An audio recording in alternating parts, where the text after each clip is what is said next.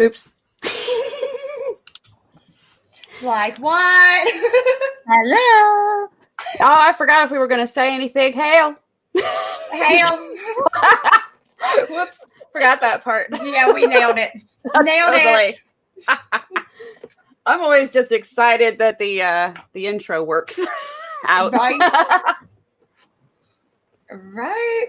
Oh, hey, Canales. How are you, hon? And Peter, how are you guys? So, yeah.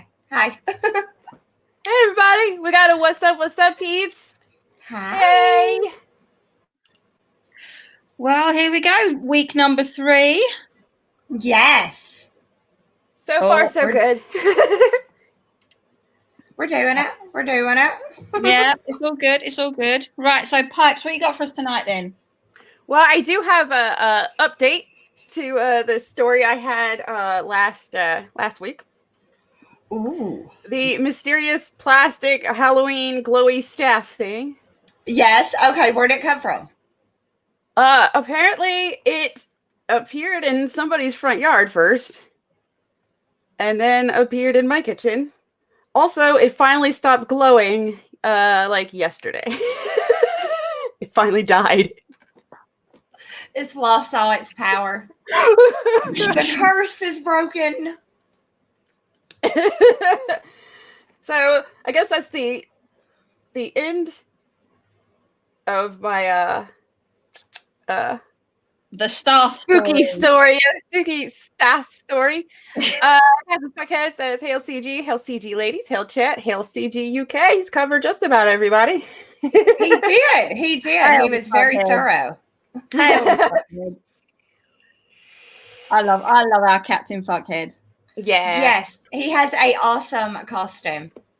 Oh yeah, he's literally like the first time we streamed with CG UK, it was so funny because he's got that avatar and then he went on camera and he is his avatar. And it was like, whoa, what the hell is going on here?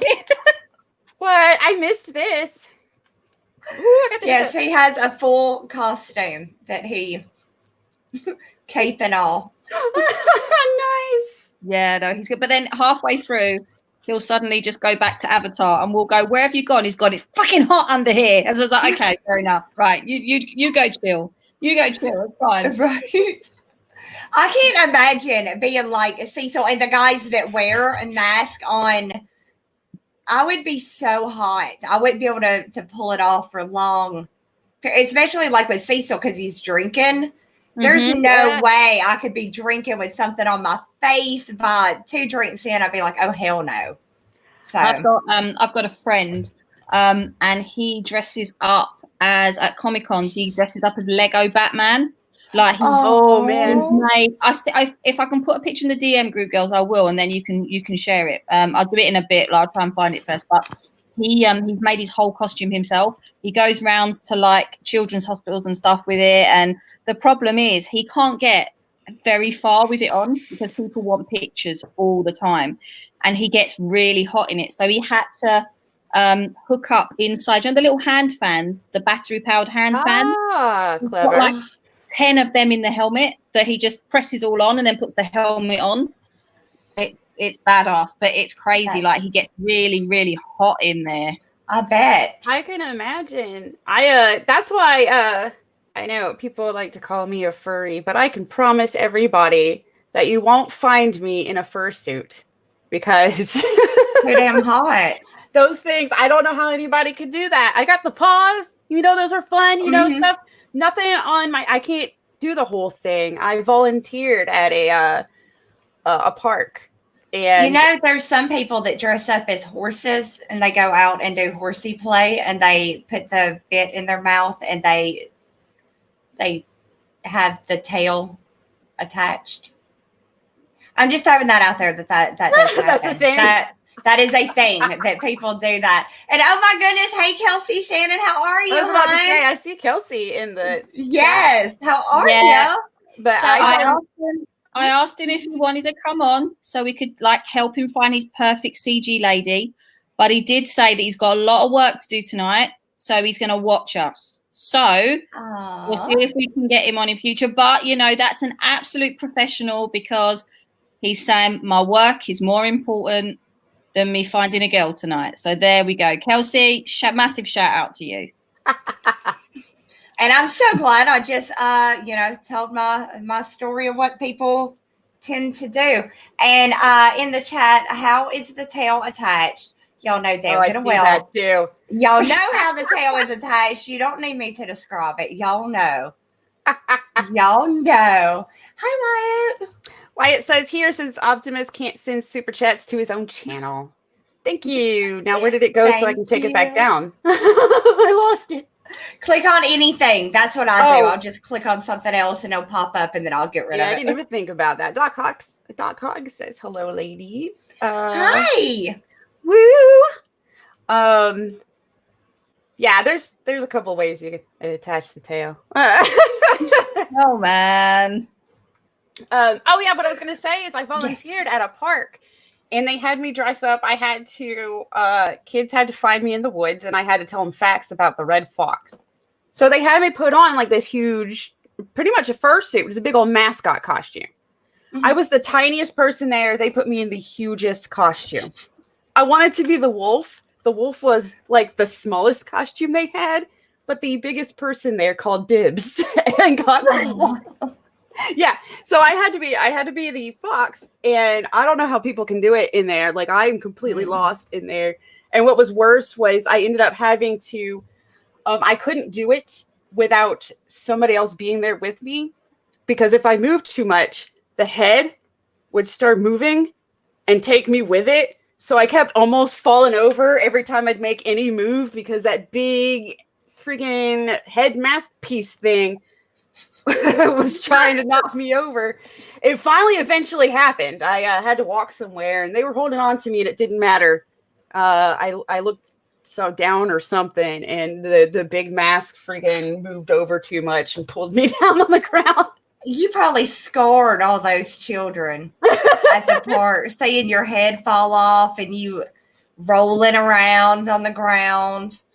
Well, actually, it was towards the end. So the kids were gone. We were going to take a group picture of all the volunteers in their costume. And that's when it happens. I was trying to get to the group picture and tipped right over.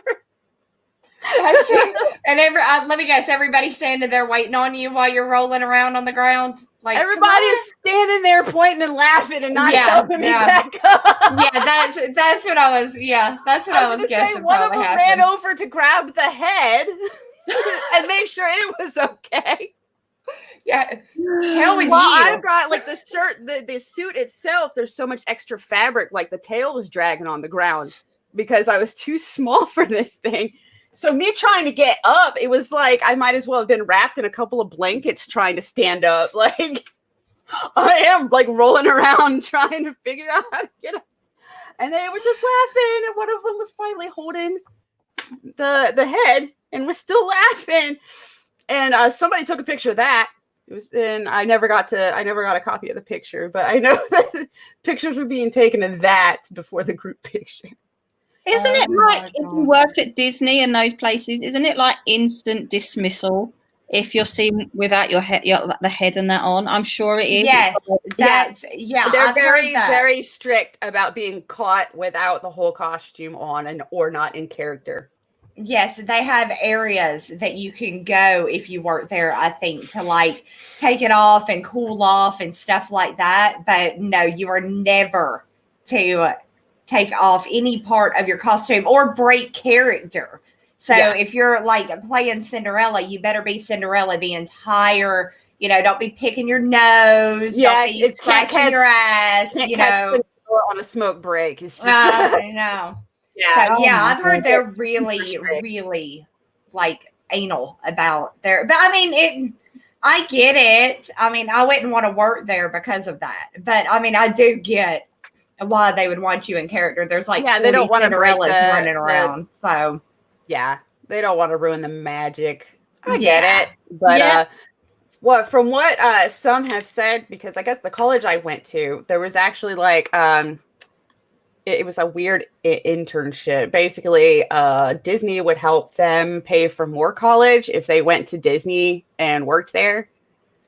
So some that came back, I got to hear stories and stuff. And so the little places they are allowed to take the stuff off and have a break are apparently so cramped and so hot, like there's no ventilation, that it's almost as bad as being in the suit outside. Wow. Yeah. Oh my God. That sounds really. I mean, I went to Disney many, many years ago, and they had a Teenage Mutant Ninja Turtles like live action. They do the live action with them in the suits and everything. Like they were break dancing. They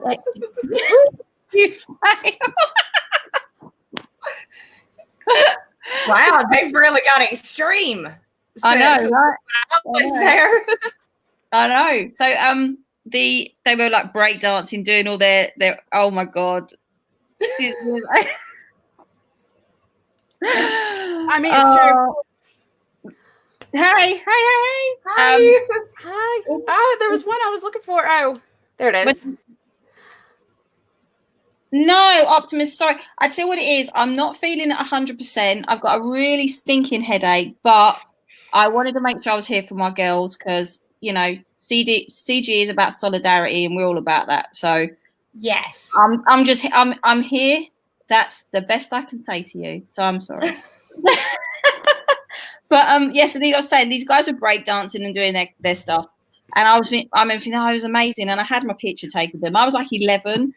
And then I remember like watching this program with the Backstreet Boys of all things, and they were saying, oh yeah, between this year and this year and this month and this month, we were the Turtles at Universal Studios. I was like, so I could have had my picture taken with the Backstreet Boys dressed as the Teenage Mutant Ninja Turtles, but I will never know.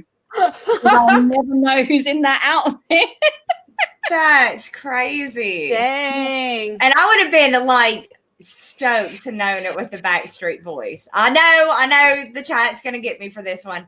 I was a big fan of NSYNC and the Backstreet Boys. I still jam to the shit. So I jam to their stuff when I catch it because I remember it. And it's like, oh man, when I was a teenager. But what's funny is at the time that they were big, I was like doing the, I guess, goth grunge thing, and I liked metal and this and that, but all of my friends, they were all Backstreet Boys and NSYNC.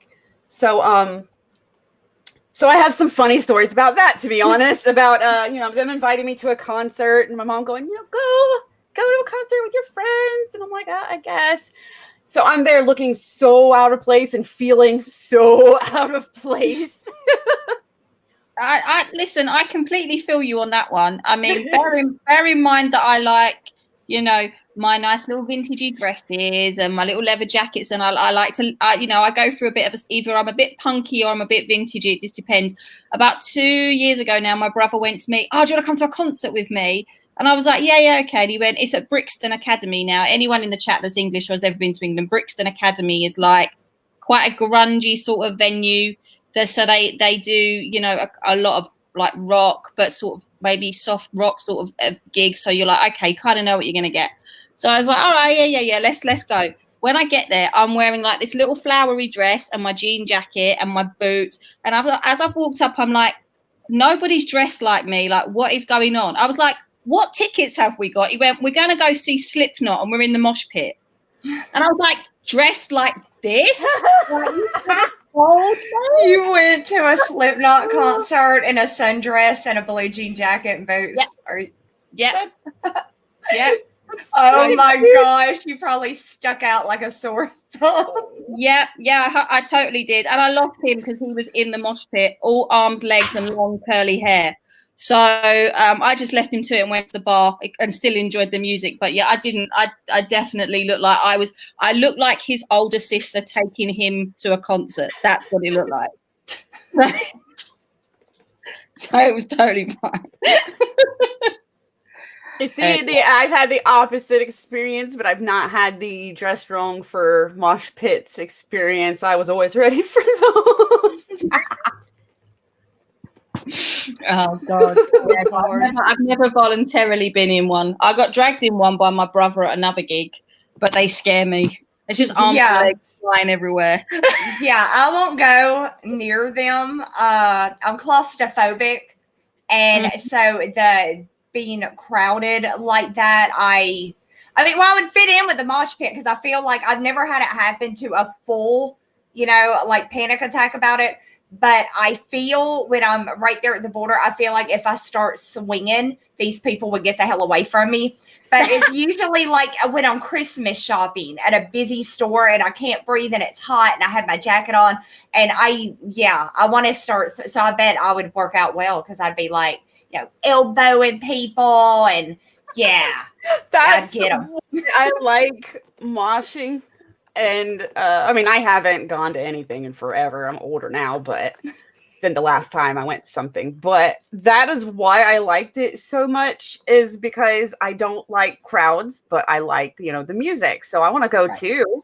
And that is the best thing ever when I'm just like, all right, it's crowded right here and everybody's annoying me. Fuck off. Woohoo, music. Like you can actually attack people to music and it's completely fine. I think the best thing I ever saw was I went and saw Black Sabbath in their final tour, and there was a mosh pit there. But what I was really impressed with was like all the men in the mosh pit were like 60.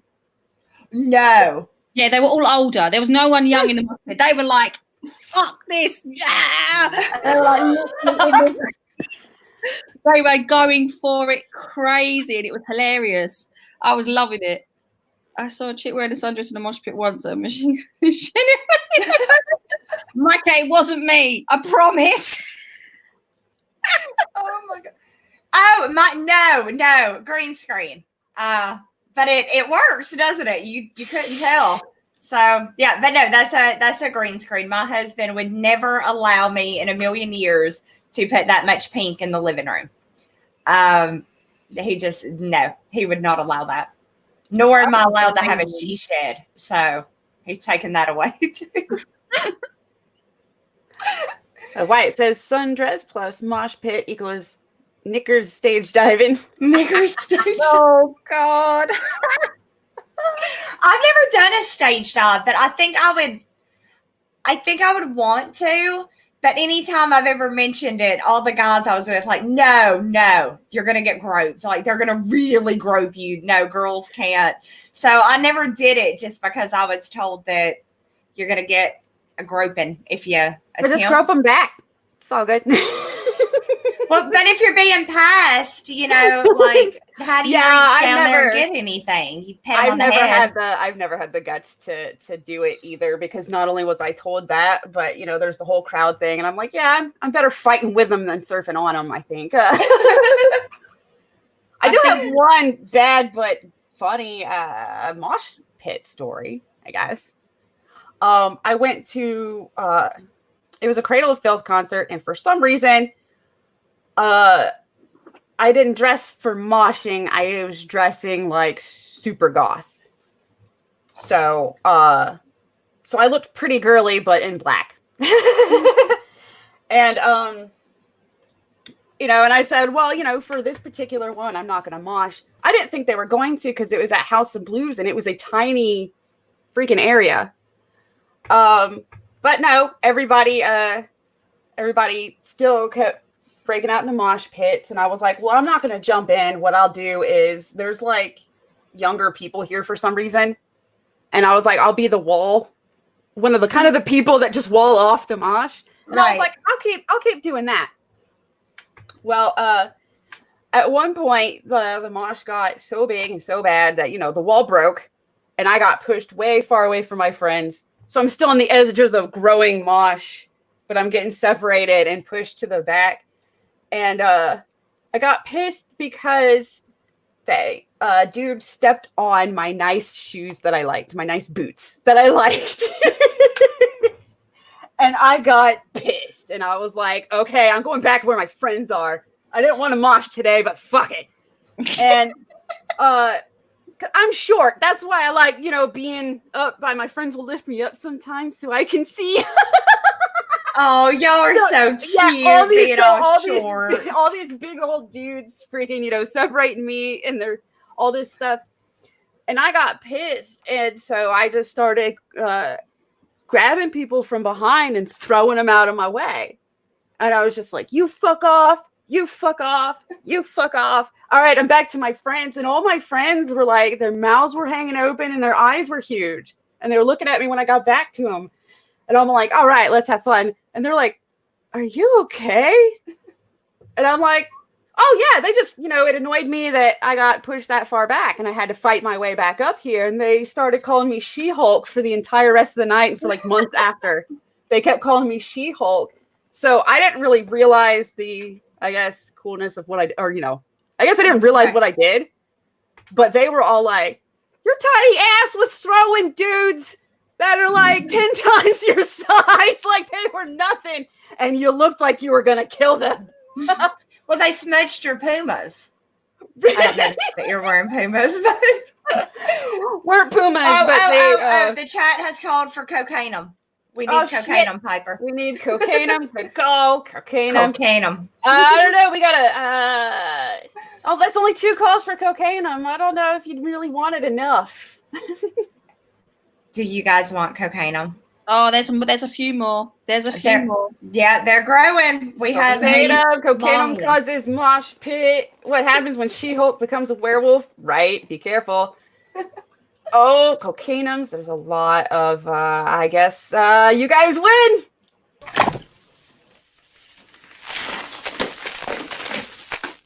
Cocainum.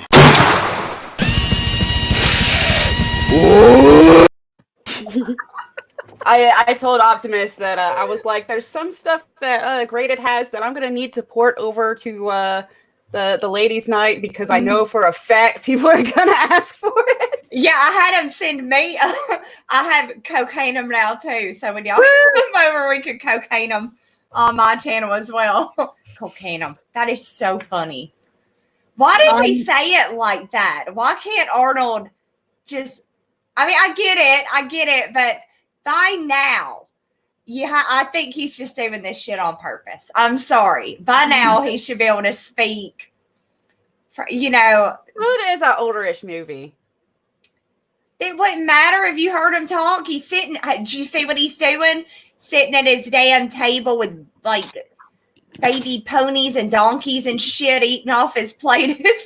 There's some bizarre shit going on over there. What? Have you seen the video? Yes, he's sitting there like eating and like, oh, here you go. And it's like a fucking donkey. And oh, here you have some. Oh, it's so odd.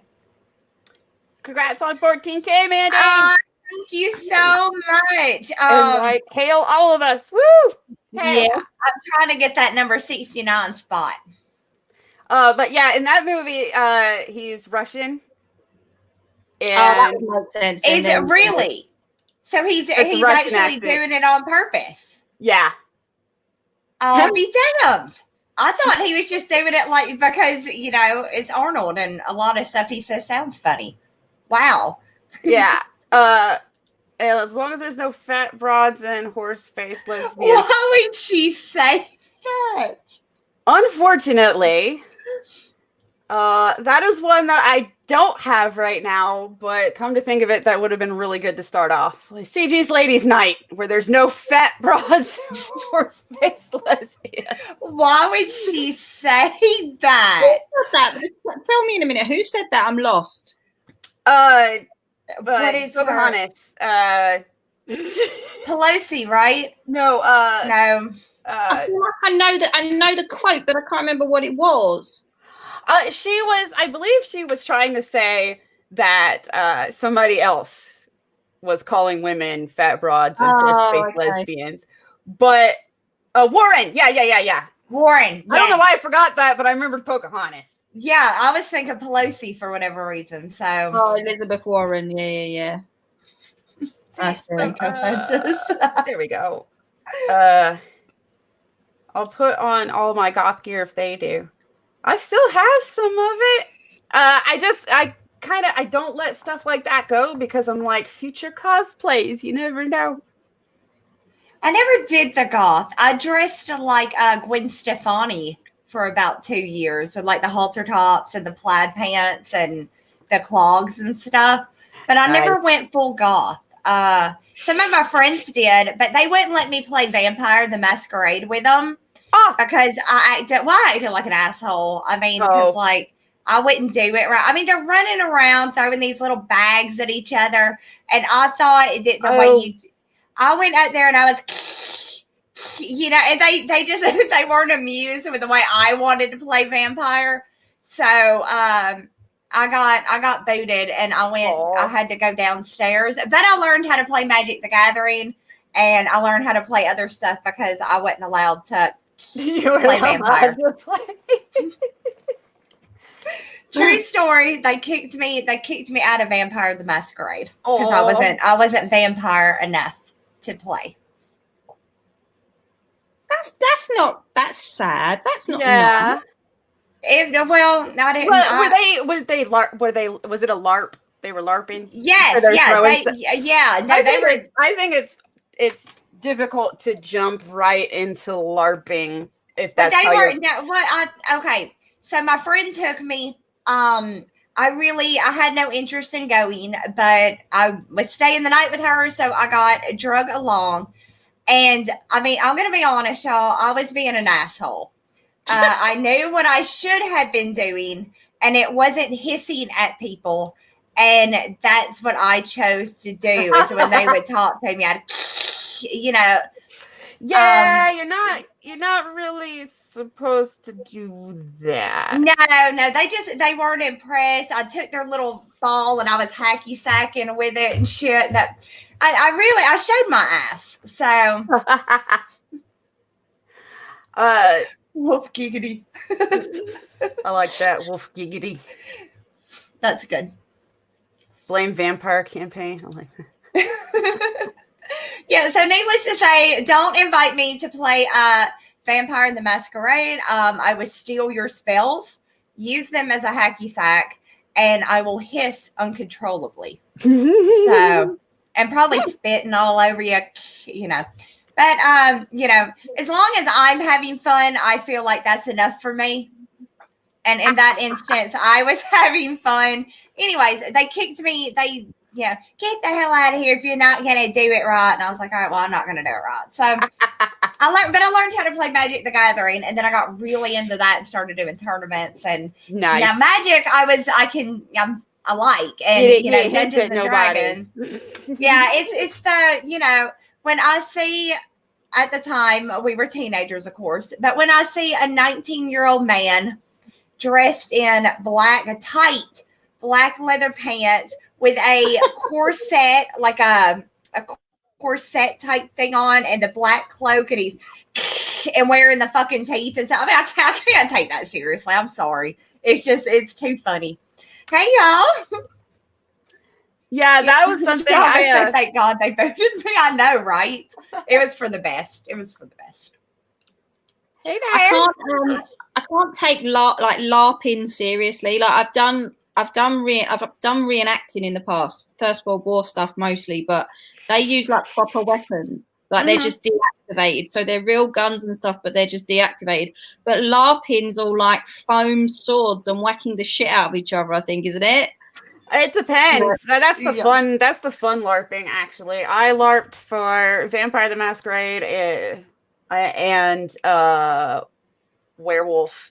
And a Werewolf was actually fun, but that's because it was a close-knit group of friends, whereas Vampire was like this One World by Night thing, and it was a whole bunch of club kids. So they were all dressed like Mandy described. Yes. Yeah. And but some of them definitely shouldn't have been dressing like that because they were like 40. Yeah, it's hard to. And they would all after the game every weekend they would all go to the same club, and I would go with them. It was a goth club, so I go with them, but it was still like crazy. But that game was really clicky, so it wasn't all that fun. Holy shit! And your location sounded like it was better because the one I went to was a local comic shop.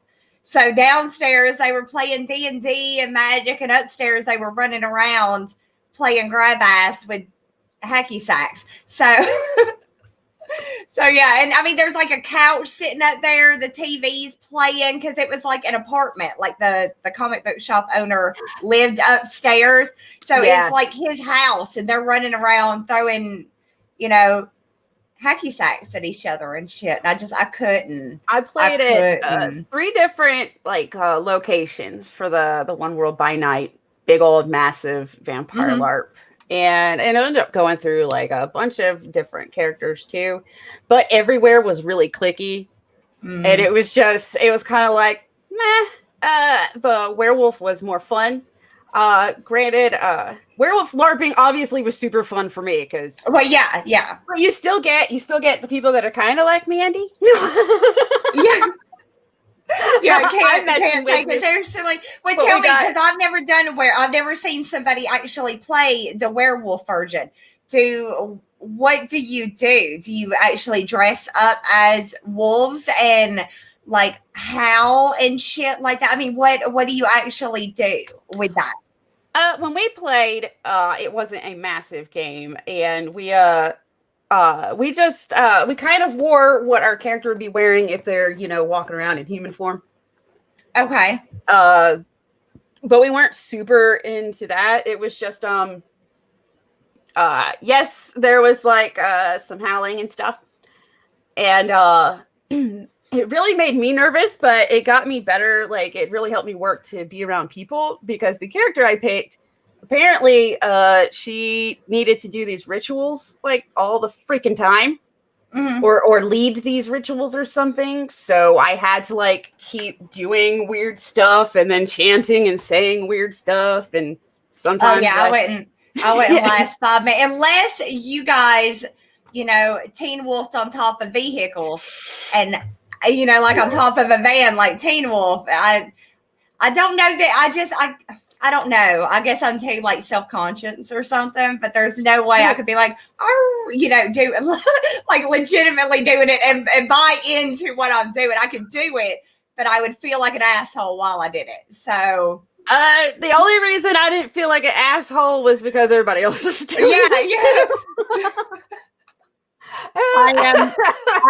I have a secret. I'm not a hidden secret because that makes it sound really sordid. But apart from doing the First World War reenactment, I've done Harry Potter cosplaying. Oh, now that would be something I might be able to get into. Cosplaying's fun because it's there's a little less stress than there is for LARPing. Now I want to know. I'm going to ask the chat. Who do they think that I've cosplayed in Harry Potter?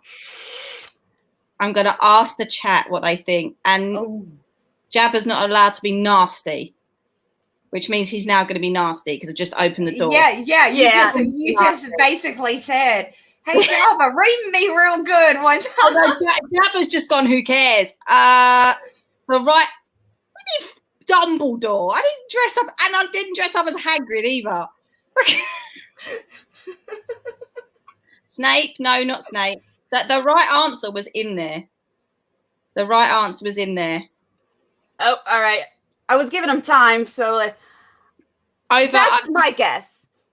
I've just put the picture in our DM group. Oh, wait. I'm trying and to then get... you can, there is definitely the right answer was in there. 100% the right answer was in there. I haven't done it for many years. It started out as just cool. One of my friends wanted me to go, and I said, yeah, okay, I'll do it. And then I realized that I really like the character because she's a bitch. That's the clue. I know exactly who you played with the dark hair. I bet you. Show us, Pipes. We need to see. Yeah, I wanted to make sure that she was cool with that. Yeah, no. Oh, you share it on your screen, and then I will. I can't. It won't let me for some damn reason. Are you using Chrome or Firefox or something different? No, I think it's my Mac. Oh, see, that's my problem too. I was gonna say because I can't get this picture out of the DM because of my Mac. Because it's a Mac. I would have to share the whole DM. No, click on the picture. Yeah, make the picture big, and then it'll block your DMs. Oh, okay, that's true. All right, let me. Mac. Ugh. I love my Mac. I don't know. I'm so unfamiliar with them. I wouldn't. There's it showing. Oh my goodness. That's really good. I love it. So there you are. Jade, you were right. It was Bellatrix Lestrange. I just love her because I know I shouldn't love her because she's horrible. I like her as an actress. She always plays like psycho chicks, and I just like it. I just like her at least. She's an amazing actress, but like, she's a bitch. I mean, yes. I think it's because I liked the actress that I was like, yeah. But believe it or not, it took me no time to put that costume together, and it's all from eBay. So there you go. You don't have to spend a lot of money. Oh, everybody's going. There we go. There we got some Harry Potter haters in the chat. How do y'all hate Harry Potter? Well, there's a lot of that though. I've noticed. I will answer this for y'all. Go on then. Okay. Because I used to think Harry Potter was cute, and I used to, I liked it. I read all the books, I watched the movies, and they were cute. And I liked a lot of the Harry Potter fandom for a while until around 2016. Maybe 2014. SJWs. That'll be it. There's the buzzword. Clung onto the Harry Potter books as if they were the Bible. Mm-hmm. Decided that SJWs were the Dumbledore army, and they were going to save everybody from Trump / fucking the bad guy. Yep. Oh God. Yeah. See, that is why I'm so glad that I don't follow. Like I'm learning so much since I've gotten on Twitter that I wouldn't have known. But I'm glad I didn't, because there's so many things that are ruined for other people that just, I still like, because I don't watch the news, and I certainly don't associate with SJWs in real life. So I never had to hear about it. I just always sat alone reading my Harry Potter and Expelliarmus, and shit like that. So I thought it was super cute. I kind of felt like I grew out of it, and then the SJWs just super killed it. Where I was like, okay, now I don't want to see another Harry Potter related thing ever. I feel okay because my books and my Blu-rays are all from pre J.K. Rowling going SJW. Oh, yeah. And then I was going to say, and then J.K. Rowling did her thing, and I was like, great. Yeah. All right, so the SJWs killed it, and you are beating a dead horse at this point and making it worse. I didn't know Rogue was in Harry Potter. That could be goth Rogue. Yeah. J.K. Rowling revealed that the readers were gay all along. That the readers were gay? Yeah. Oh my God, I've just had a great idea. So as long as this virus disappears, right, and the CG Con goes on next year, Mandy, you've got to do Walt the Wizard LARPing. Oh, that would be so fun and so stupid. Yes. Oh my gosh, we would have a blast with that. I reckon that'd be fun. People would love that, just running around. And the thing is, because your book is it's game based, isn't it? So you go through your collection, you could literally just play out the book. Oh my gosh, that would be so fun. Yes, nice. Everybody in the chat, if you guys come to the con, bring costumes. We'll go out to the bars, whatever's local. we'll get drunk as hell, and we'll go out in the streets, and we will play through my book of Wart the Wizard. I will. I'm not joking. Y'all have never seen. I get ridiculous when I drink. So running around in the streets playing playing Wart the Wizard sounds fun we'll to me. play Wart the Wizard. We won't play Harry Potter because it'll be it's too if it's too SJW now. They've ruined it. They've ruined it, but I still love it. So. Yeah, Peter said it that before after the pudding wrestling. After we'll change from our pudding wrestling costume into we're gonna have a lot of costume changes. Yeah, we're gonna have to bring a lot of luggage. One for costumes and one for normal stuff. I know. I'm one of the favorites. The glorious booty. There was something.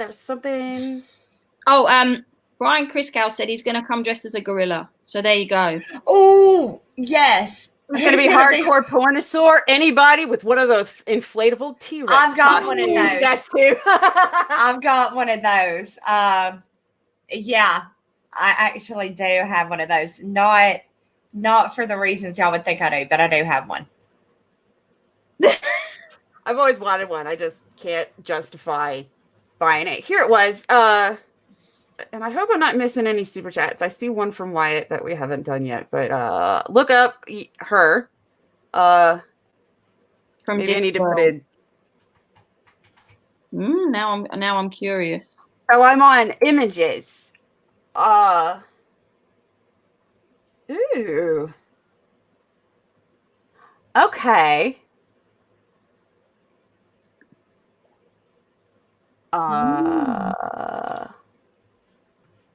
I do not know that character. Trying to find a bigger picture sort of swing. She's big. Wow. All right, I will. Click on Overworld. There. Show me. Oh, okay. Well, seriously, when I searched up images, this is the only one that was like not a freaking drawing. I feel like I've seen people dressed up as her. She must be really popular. Yeah, because there's a lot of I'm finding cosplays and drawings. She's the werewolf guard. I'm cosplaying as Wart one of the days of CG Con. There we go. Hells yeah, what?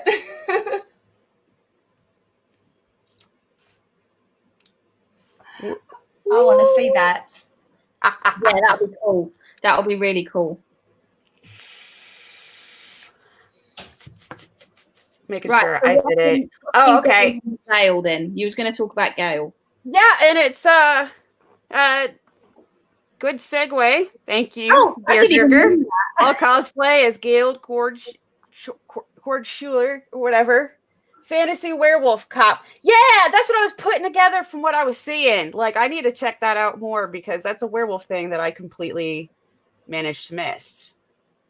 Is some media containing werewolf that I have not.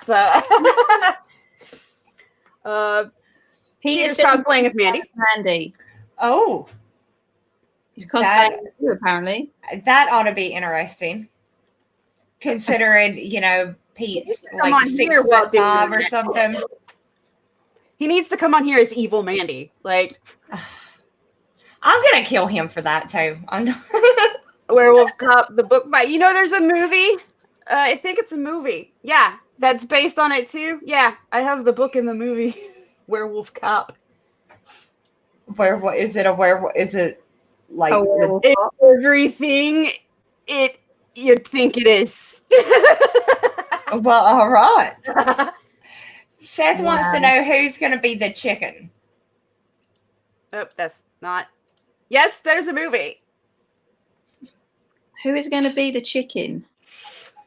Does somebody need to cosplay as a chicken? The chicken that got fucked out the window. Oh, oh, yeah. It took me a minute. I was like, why would somebody hump a chicken, y'all?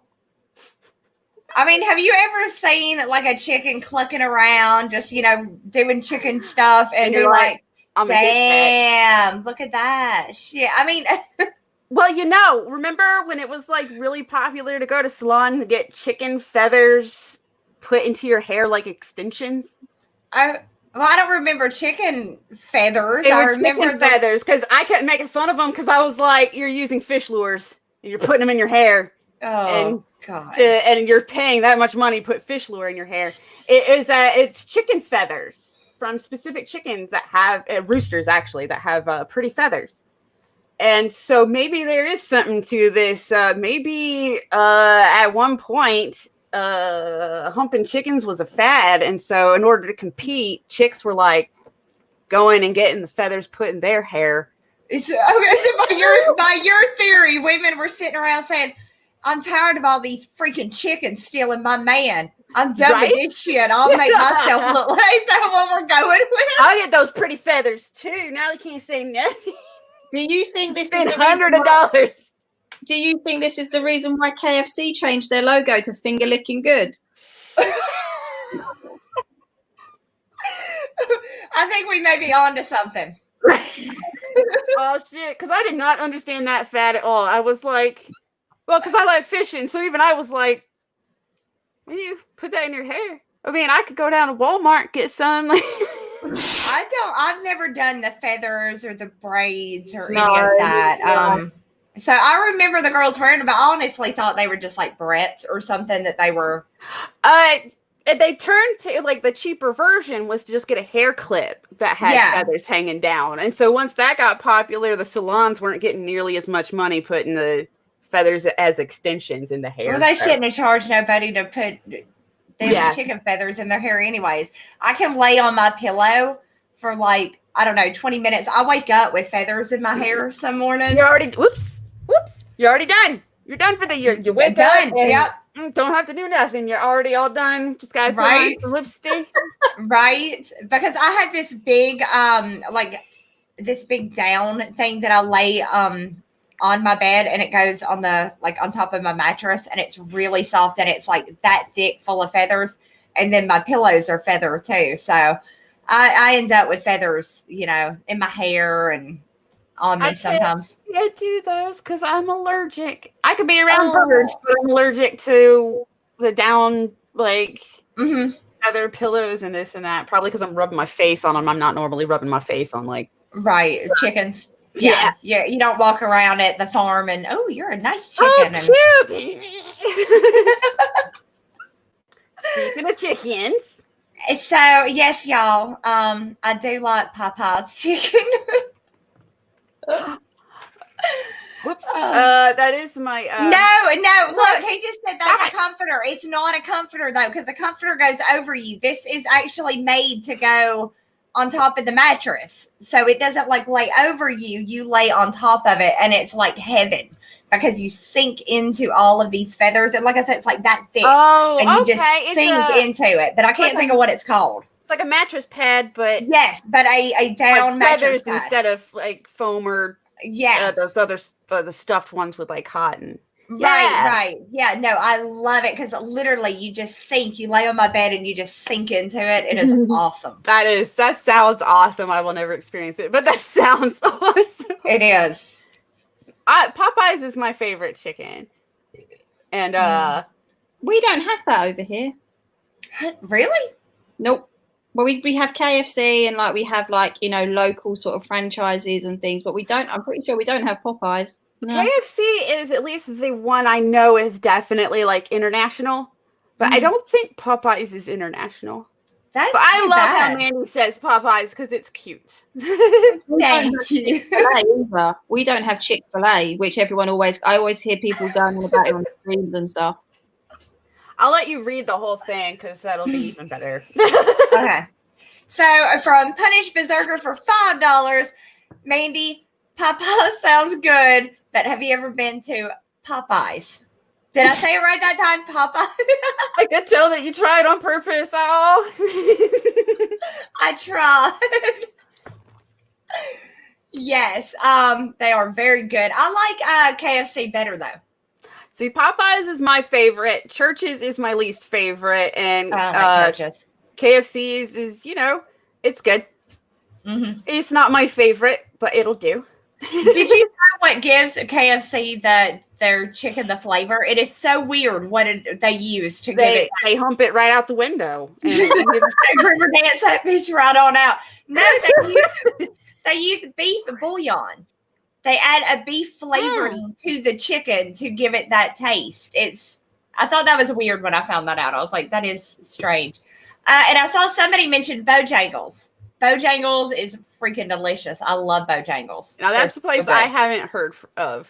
You don't have those there? It was just like a KFC or it's fried chicken. But no, the one we have around here a lot is well, shit. I've never been to that one. It's right down the street. We've never been to. Oh shit! It's all over here, and I already can't remember what it's called. Oh, Caroline Anden in the chat. Now, stop making me hungry at what is nearly 3 o'clock in the morning here. She's talking about, now this is a thing that really divides, like when I talk to my American friends like you guys, that you don't know. So in England, our pies, we have savoury pies, like meat pies, right? And I don't think you guys have them in America. So when I say, like, we have pie and mash, so it's mashed potato and pies, and you can either have like this parsley sauce or gravy on it. Like my American friends go, what? Like, what is that? Like, it's like the best thing in the world, like literally. But you guys don't have savory pies, do you? Well, we have shepherd's pie. We have and we have chicken pot pie. Mm-hmm. I think it's like a chicken pot pie, but it's mint, like it's beef mince in like a gravy inside the pie. That might not be bad. I don't mind chicken pot pie. I'm going to be honest though, I usually just eat the crust. The same with my egg rolls. I get all that nasty shit out of it. And that's then I eat not the what I crust wanted to click on. Damn, the chat's going too fast. And you clicked on meat pie. Sounds like my ex. Holy shit. That was an accident too. I was trying to click on this. That's going so damn fast all of a sudden. Lee's chicken is the one that's like all over the place around here. Lee's chicken? We don't have those here. That's not a real pie. I agree, except for the definition of pie is filling inside a crust. So technically, they're pot pies are real pies, but I hate them. They're a trick. When I was little, you want some chicken pot pie? I like chicken and I like pie, so clearly I should like chicken pot pie. No, I do not like pot pie. This is really, really random, but those sorts of pies only became invented because they were first a thing in like the Tudor times. So because the sanitation and stuff was so bad, they couldn't guarantee that the stuff that people ate inside wasn't going to be like, good quality, or it hadn't have got dirty in the ovens or whatever. So what they actually did was they used to rip the top off and eat the inside, but people ended up then really liking the pastry, so they ate the whole pie. So that was how it was a thing. But so we've gone from being really rude to really boring in the space of 2 minutes, and it's all my fault. Oh no, we're fine. talking about pie. We are going to I gotta find her. We're gonna check on our friend Gail. Let's have a look at Gail. See how the good fight. She's fighting the good fight. How's it going? We do need to keep up with her. Yeah, we need to know what she's doing. And Joe, it is pecan, not pecan. Pecan. Pecan. Oh, and before I forget, you guys, we were not able to do. Well, we forgot. Just plain and simple, we forgot to do the T-shirt giveaway last time. So we are doing it again this time. So at the end of the stream, Piper will pick somebody randomly, and one of you guys, whoever wins, will win a free Ladies Night T-shirt. Just get in touch with Wyatt Holiday on Twitter, or you can hit me up, or you can hit any of us up, and let us know, your size and color and where to send it and all that good stuff. So yeah, somebody will win a shirt tonight. Oh, sorry, yeah, I wanted to do that because we totally forgot last time when we went on with Cecil. So I didn't even think about it again. So yeah, it was totally mad, wasn't it? Like, everyone in the chat was saying go over there, and then we ended up over there, and Nobody's seen that. We streamed for 9 hours.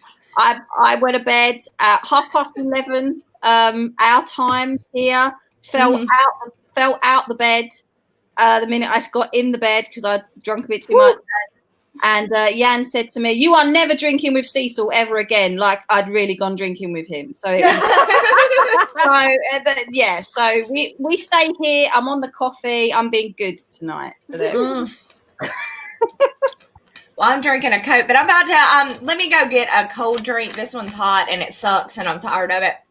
So like 10 seconds, and I'll be right back. Berserker says that her book should be at his door tomorrow. Gail's book. Oh Jesus! And we learned that. What did he say? Gail. Yeah, that Gail. She has a book, and there's a sample that she reads. That you can listen to on Amazon, and it is something else, and it is kind of longish. Ask Charlie about black and white pudding, Piper.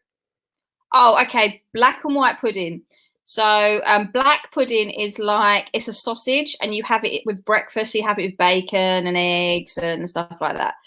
But it's not made up of the meat of like a pork meat. It's actually made of, I think it is like grain, so wheat, barley and stuff like that, but then the main component of it is blood.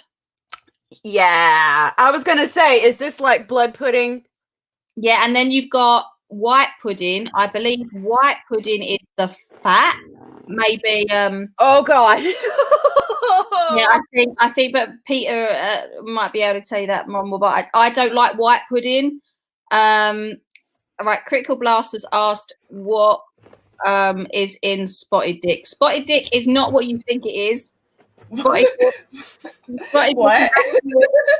It's the pudding that it's the pudding that's just got like raisins and cream and stuff in. So it's not what it sounds like at all. So yeah, no. Nothing. I have a blood pudding story real quick. Go for it. I used to be engaged to a Scottish guy, and I lived with his family for a while. And freaking his mom, I'm learning bits and pieces through them, which is really interesting. I actually partly had their accent for a long time after a while. But this was still when I was like slash goth slash metalhead, like right there in the middle. And so one time his mom was like, "I'm making blood pudding. Do you want to try some blood? Do you want some blood pudding? Not do you want to try? Do you want some blood pudding?" I'm sitting there like, man, that is the most metal sounding dessert ever.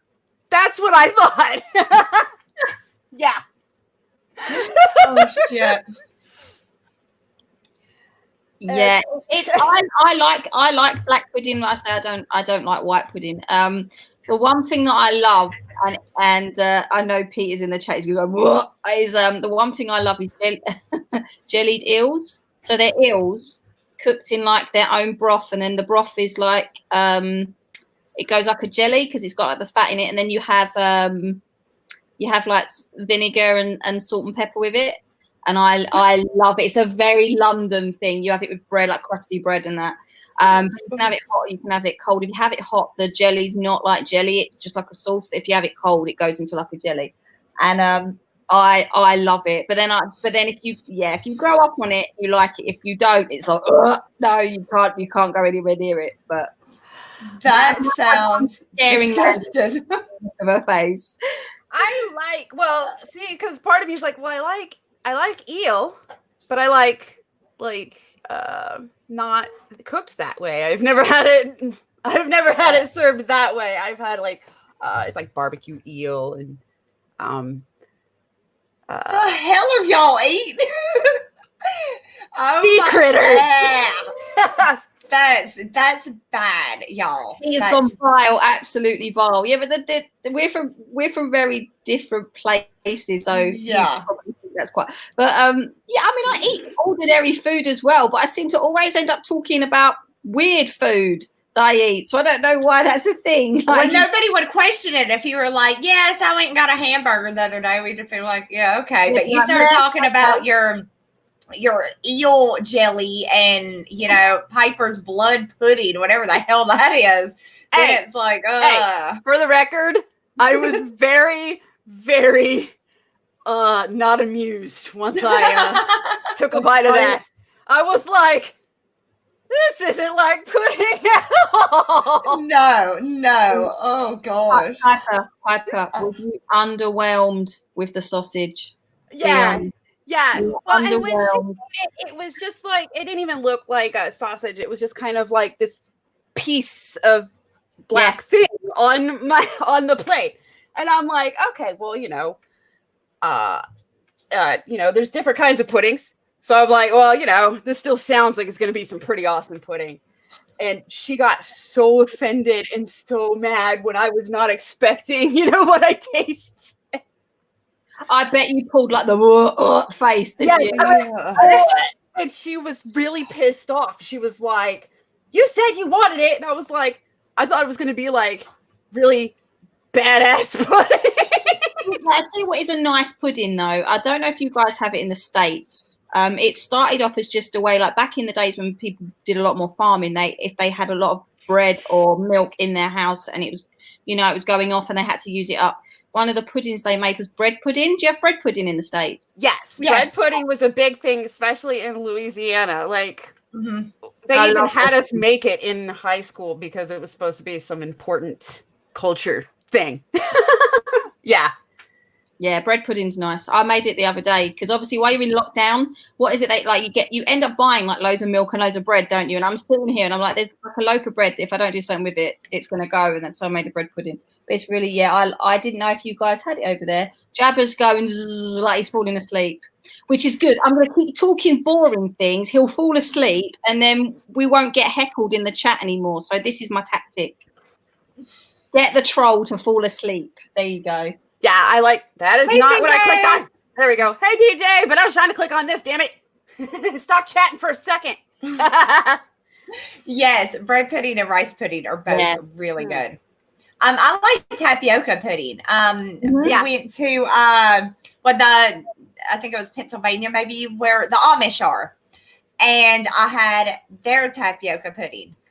Ooh. Oh my gosh. It is the best I have ever tasted. I've tried to mimic it like a million times to get it the way they do it. And I can't get it to taste like theirs, but it was so good. Hi. What costume are you in right now, DJ? I like to think that he's always in them. Like he spends his life, especially during the quarantine. I feel like he's just walking around all day wearing his onesies. But I would like to let you know, DJ, I have pulled out my cow one. So the next time I am not doing something and you are streaming, I'm going to ask you for the link so I can show y'all how I milk the udders. Oh, right. So, no, it's a onesie with the cow head, with the horns and all that and the little tail. But it's got these big udders that stick out across the stomach. And I would take my kids to school in this outfit. And I would like to, like I'd be driving. I'd be like, my little girl would be like, don't let nobody see you. And I'd be like, no, I'm just going to grab that or and shake it at him and stuff like that and just really embarrass her because they really do stick out and they're really so stupid. It is so dumb. But it was a Mother's Day present. So I wear it to take them to school since that's what I got for Mother's Day. By God, I'm wearing it. And, sometimes you get driven to school by mama in the cow costume. It happens. I was going to say, if you set that up, if I know ahead of time in solidarity, I can also pop in with my purple wolf onesie thingy. Ooh, there you go, DJ. There you go. I got one for Christmas. Birthday is Friday, Piper. We have to hop on there on Friday, and that sounds like a plan. In our costumes. There we go. Send us the link on Friday, and we will show up in our onesies. Yeah, we'll all be rocking. Charlie, you said you had one too. Is that I got one? I've never worn it. My mum got it for me for Christmas. I don't know why. Like I don't know why she bought my sister-in-law a onesie, and so I think she thought Christmas Day, yeah, a 37-year-old woman's not going to want to be left out on Christmas Day and not have a onesie. So I opened the box and I was like, thanks, Mum. Like, she goes, you like classic Mickey Mouse? I was like, yeah, I like classic Mickey Mouse prints that can go on the wall in my flat. And then I held it up. She's bought me a Minnie Mouse onesie. Like, it's got a hood. It's got the hood, and then when you put the hood up, it's got the ears on the hood with the bow. And I'm not wearing that. Really? I wear stupid shit all the time, and I liked wearing stupid stuff. I do too. I've worn that wolf onesie going shopping. It really mortified the kid. Right? I was people at Walmart. I was like, it's cold outside. I'm lazy, but we need to get some groceries. I'm not changing out of my PJs. I've never gone to Walmart. I only wear mine out in public when I'm not getting out of the car for anything. If I'm just going to drop a kid off or pick a kid up, and I know guaranteed I'm not going to have to get out of the car. Because, like, I'm not joking, y'all. The udders stick out like that far. It's ridiculous. You can grab them with your hands. It is. Dang. It's so stupid looking. So, yeah. Oh, no, he's got a T-Rex suit. The problem with that Critical Blast is the convention, it's going to be hot. Yeah. So it's going to be, like, really hot. I usually wear that in the winter or, fall. Early spring, if I'm chilly, that's when I usually wear that. I usually stop wearing it in this late spring and summer same here. And I'm like, I'm up north right now, so it's all right. And the CG convention is going to be in Florida during the summer, and I think it's not even like northern Florida. I think if I remember right, it's like South Florida, so it's going to be like. I mean, I'm probably going to be wearing a tank top, a bikini underneath it, and a pair of shorts the entire time, just so I don't freaking cook. Because confirmed where it is happening, as in a venue and anything. Because I must have missed that one. Oh, I may be wrong. That may just be. For whatever reason, I'm thinking that it's going to be like Miami, like South Florida, but I could be wrong. That's just, and I don't even remember who said it to me now. So they may have been wrong when they said it to me. Who knows? It's happening, though, maybe, if the corona doesn't get us all. It's happening. Yeah, right. I don't know. We've been told we're in lockdown for another 3 weeks, but we're not going anywhere even after the 3 weeks. I don't know why they just don't say, be prepared to be here till the summer at least. Right. Yeah. Might as well. I mean, they've already canceled school. So, in my mind, what's it matter anymore? You done put my kids' education on me. This is going to be a nightmare, and my poor children are not going to learn anything with me as their teacher because they don't listen. They argue. That's all they do with me is argue about and give me many excuses why they can't do their work. Well, not the 4-year-old. He's adorable. But my almost 10-year-old, she's mouthy. Yeah, they are at that age, though. It's a thing. She knows everything, and yeah, I'm a nerd and I don't know nothing, and she's so smart. Kids. God damn it. Kids. But I do love them. They're just a mess. Yeah, but it is.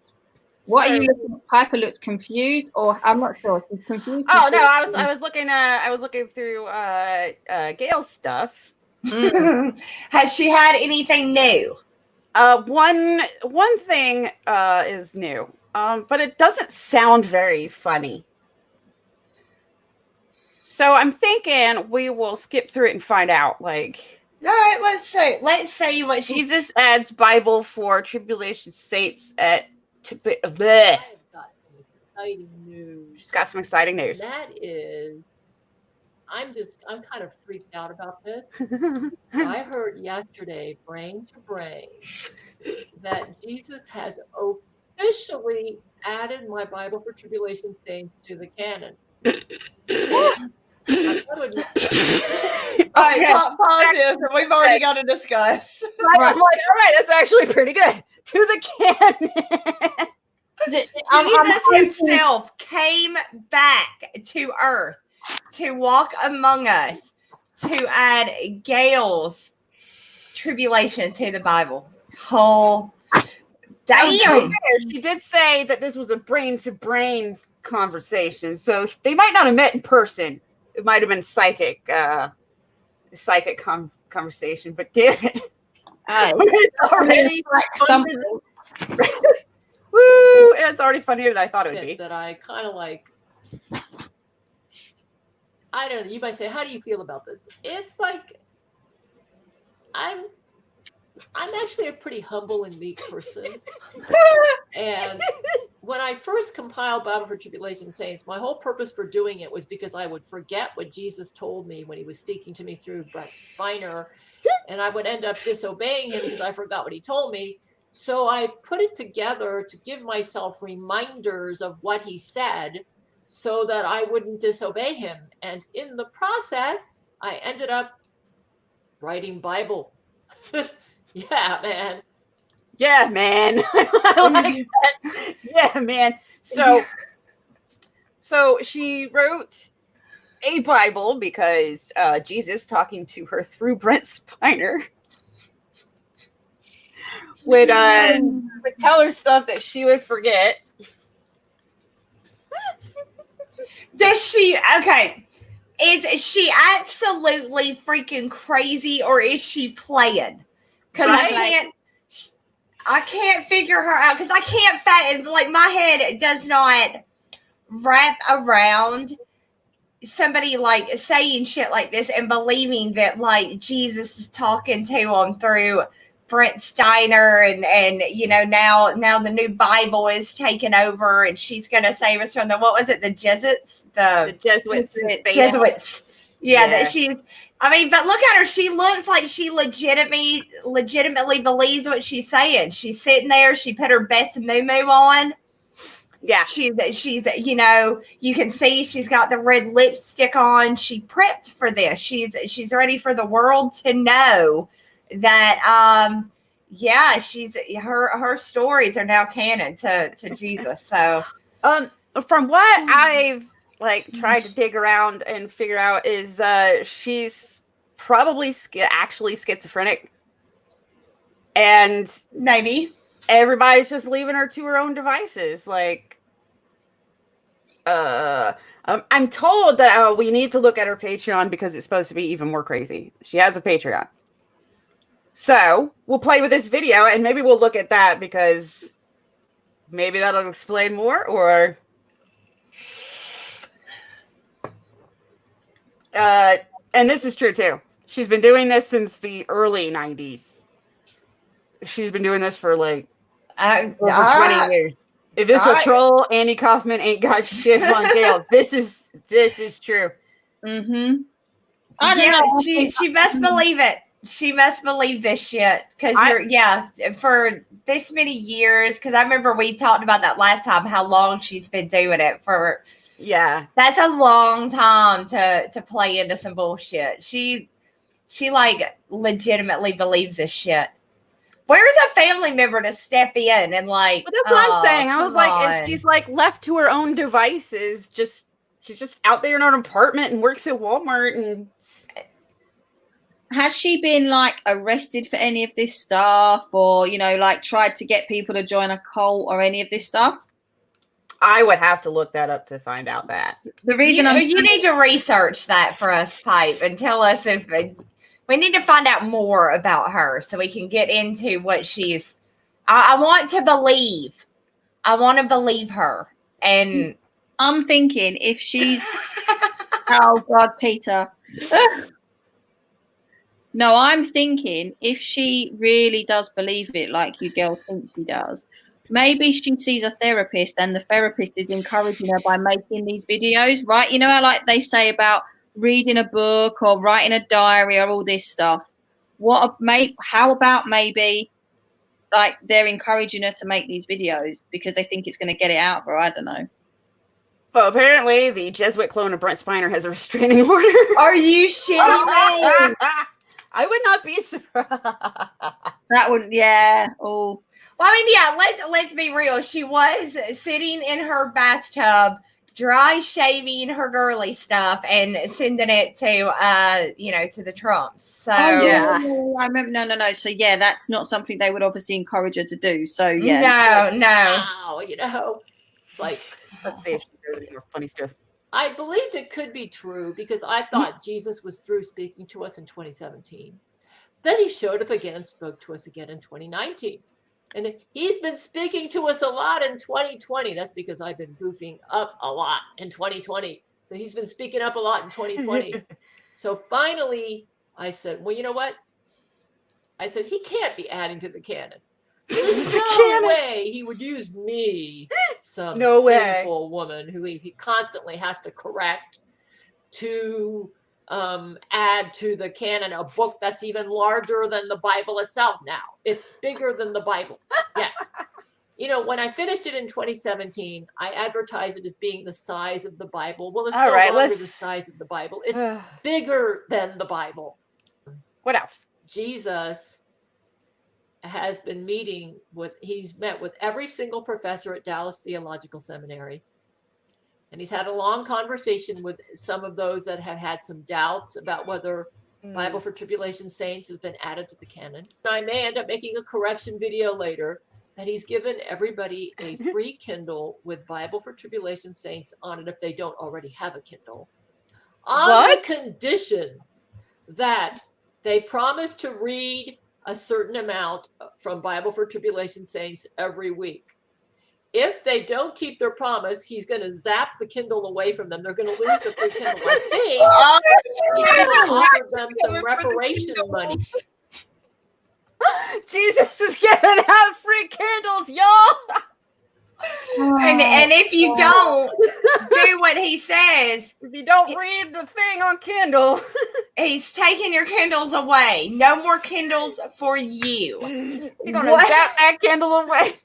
I'm gonna contact her and find out where the hell my Kindle is, because I'm right. Where's my Jesus Kindle? Where's my Jesus Kindle? Don't zap my Kindle, bro. All right. Me too. It's like he wants everyone to have this for free. So I'm thinking, well, I guess I won't be making a profit off of this book, but then I never wrote it for money anyways. I just wanted to get God's truth out there. What he told me, I figured what he told me, the rest of the world probably needs to know about too. The only exception is the past couple months. He told me some stuff that he said I need to keep secret. So what I did was for my own records, I made the latest in Bible for Tribulation Saints, what he said in the past 2 months, I've put into a Kindle book, but I haven't published it yet.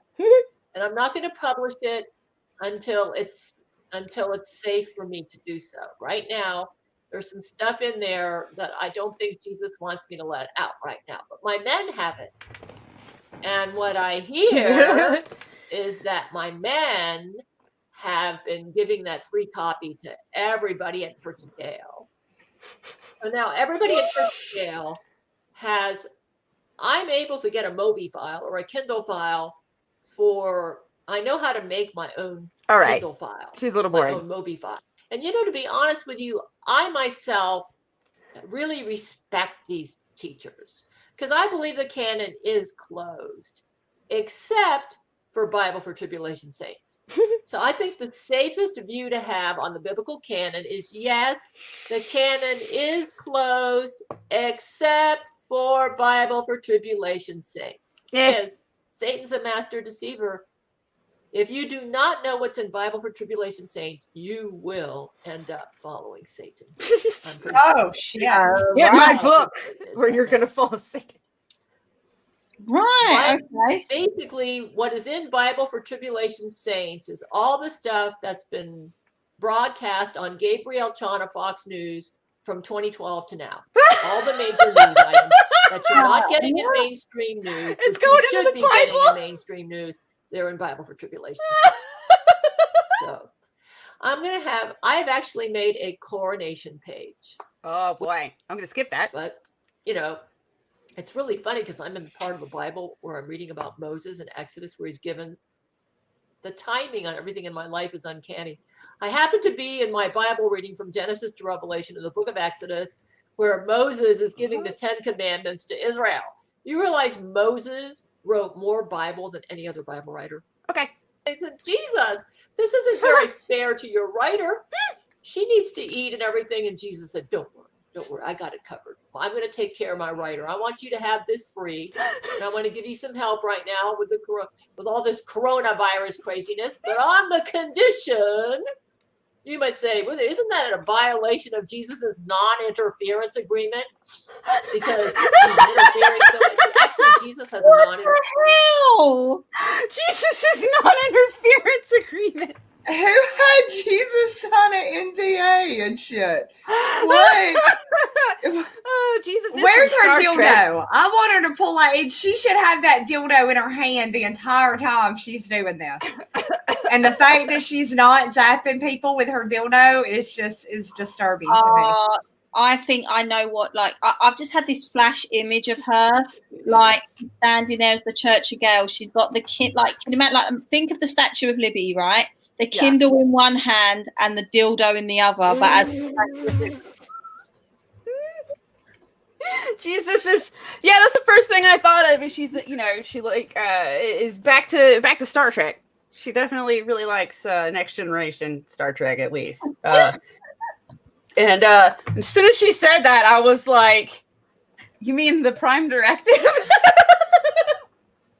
I'm trying to figure out what's going on behind her. Why is her lamp that big? Why is that flower sticking out up over here? What is going on with that? What is that shit behind her? What's going on in this house? What is happening at the Church of Gail? I'm still waiting for that thing that she's got her microwave, computer, cable box, all sorts of stuff, cake dish, I don't know, on to fall over. But it looks like it's actually been straightened up from the last time.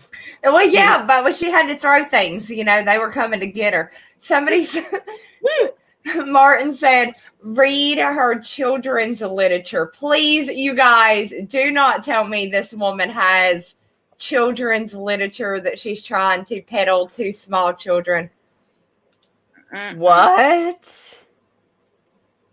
Does she really? I'm done with this video. Let's go find that. Well, yeah, I know I have a fake background. I mean, I get that, but I'm not sitting there talking about the Jesuits, and making space sounds with my dildos. Pew, pew. That's her. So I can say it because that lamp was like, it was a little lamp. That wasn't like a standing lamp. That was a table lamp that's like up above her head. It was. It's a common search. Oh, but I messed it up. So is her Patreon apparently, and also Popeyes. Gail Cord Schuler Popeyes. I kind of want to click on that. What the hell is this? Chimp out at Popeyes and white woman is. Oh my God! Yeah, let's not. I'm not going to do that. We got a Tatsunami with it's a poop. It doesn't show up over here, but it's a poop. Oh, well, thank you for the poop. Thank you so much for the poop. Look at him. Big boy gave a poo-poo. Thank you. All right, I'm not actually going to play that. That sounds like it's disturbing. Children's book. Probably for the best. And please, somebody tell me this woman is not writing children's literature. It's rated 2-star. How did it get 2 stars? Oh my God. Brent Spiner's Flames. Are you sure that's a children's book? That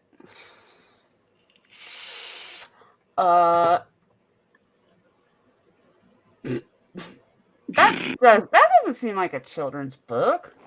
Check out the Gail vid, refresh, and look at the comments. Oh no, did everybody go and comment while I was busy looking for this? Oh no, that's funny. We've got to check out the comments then. Y'all are going to pull her over to CG, and then y'all are going to have to deal with her ass. Talking about the Jesuits are coming to get CG now. It's no worse than poor Melissa thinking all of a sudden she's selling 1 million kumquats overnight to someone she's not got a clue what it is. I know, she woke up this morning And she was like, hot damn, baby, we done did it. Look at this shit. Look at all these we sold. And they're going to put money back into their business. They're going to buy acreage. They're going to plant all of these kumquat trees. And, because she made bank last night on her kumquats. Well, that was no idea why. What's these comments? Oh, God.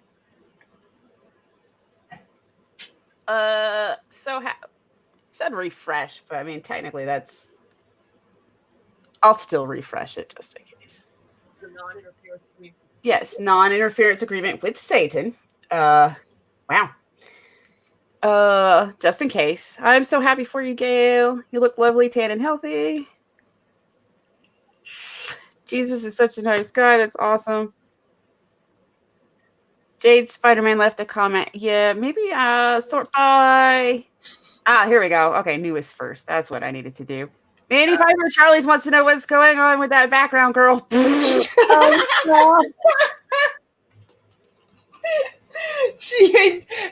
damn it. Now she's going to start trying to find out who we are. Read the next one. About Dear Gail. I kind of like this. Dear Gail, I'm extremely concerned after reading the comments by Vladimir Putin and that Brent Spiner has been taken prisoner by Jesuits after the attack on their headquarters in Rome. Have you had any brain-to-brain contact from Brent since his capture? Have you considered using Church of Gail's strike team to infiltrate the Jesuits and return Brent Spiner to your loving arms? Piper, she's replied. Oh my God. Don't believe in Jesuit trolls commenting here. Thanks for a brain-to-brain message from Brent Spiner about 10 minutes ago. He told me that he's okay, so I won't listen to any more Jesuit naughtiness. Brent is certainly a well-endowed gentleman, is he not? Gail, I think you may be hearing from a clever Brent imposter.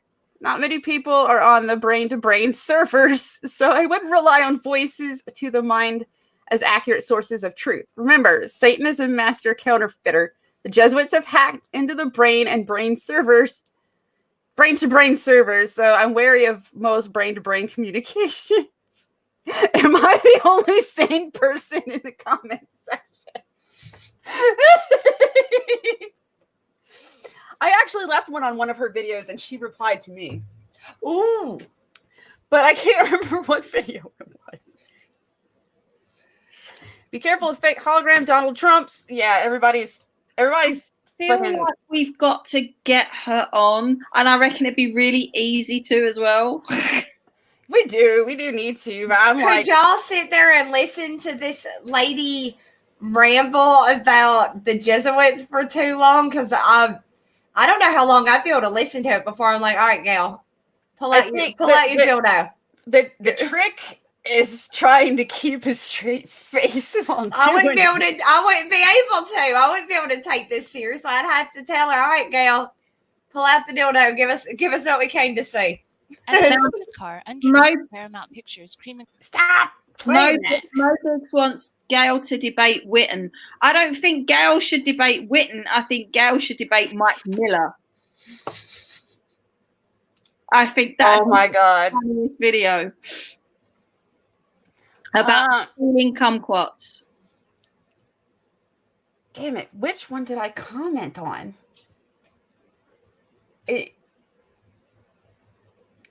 I'll super chat $100 if you get Gail on. She's going to be the fourth gal on CG Ladies Night. God damn it. No. You know what? I'm sure that if I scroll back here far enough,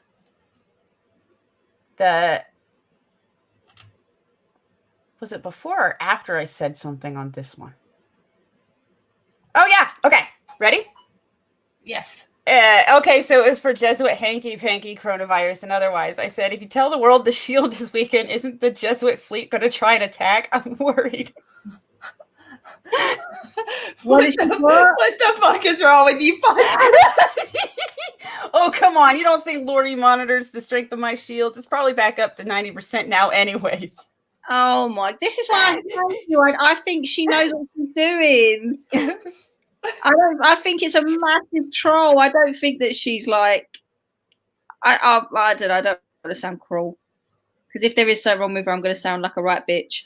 Yeah, if you make the comment and then we find out that she is, you are gonna feel like such an asshole. Yeah, I'm not owning that one. I'm not owning it. And what I'm gonna do is I'm gonna wait until we find out either way and go that. See, that's what it is. Because otherwise, that's the best way to do it.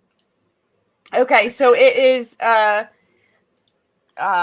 Forbidden Abyss Part 1 children's audiobook on BitChute. I can't find it on Amazon. What if her book's too damaging for Amazon as well. Amazon doesn't like us free thinkers. Right? They kick us off. Forbidden Abyss children's book is on Amazon, but part 1 of 8 on BitChute. Oh, that was the one that kept auto playing. So this is the children's audio book that kept auto playing. That's what I'm saying. I think she's an actress. I don't know. I don't know. I would think if she was like legitimately trolling, wouldn't y'all put some more like, I don't know, like some more jazz into your videos, like have a background going and showing the Jesuits back there, and I mean, I would have, this is something she's dedicated like 20 years of her life to. Oh my god. Yeah, no, I think she's I think she's, oh my god. Can y'all see this? Unfortunately. Right here. Part 8 of 8, and the illustration is, oh my god, are you ready for this children's book?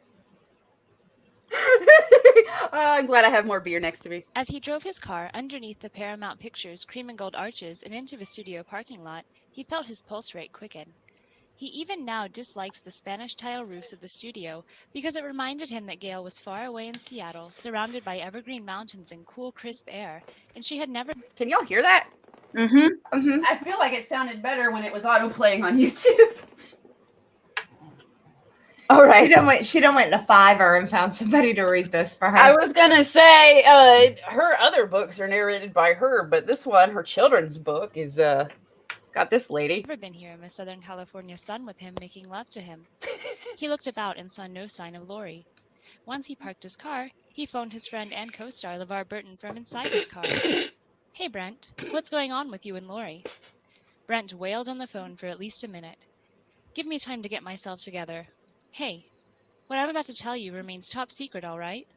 Sure, LeVar paused, as if bracing for the worst. Do what?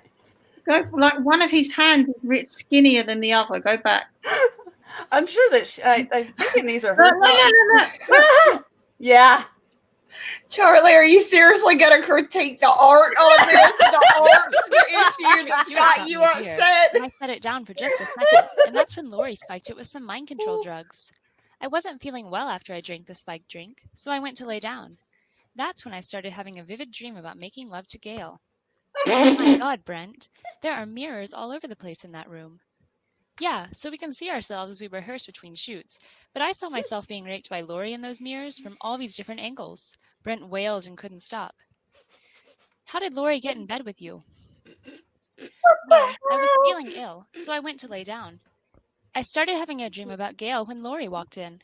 My vision was so hazy I thought it was Gail. It was the mind control drugs. Brent wailed so much he couldn't talk. All right, Brent, whenever you're ready.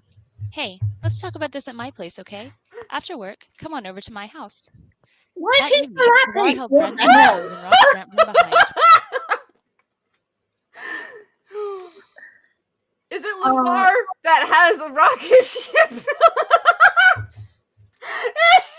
He's pointing at his head. He's pointing at his head. This is a children's book.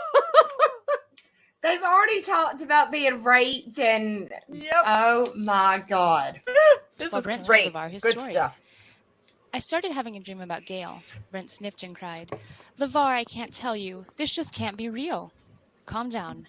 I'm holding you in my arms. I believe you, Brent. I believe everything you're saying, and I know you love Gail. LeVar checked out Brent's rear, with swollen flesh, bleeding and oozing. And Can we just... Oh, the play button's like right there. What?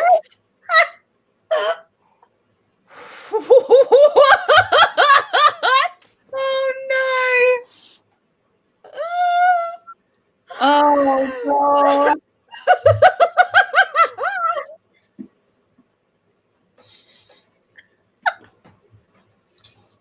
Oh my gosh. This is children's book. Oh God. Oh my God. Someone's just said in the chat it's Robbie Rectum. Oh God. But yeah, I'm just gonna for a minute. I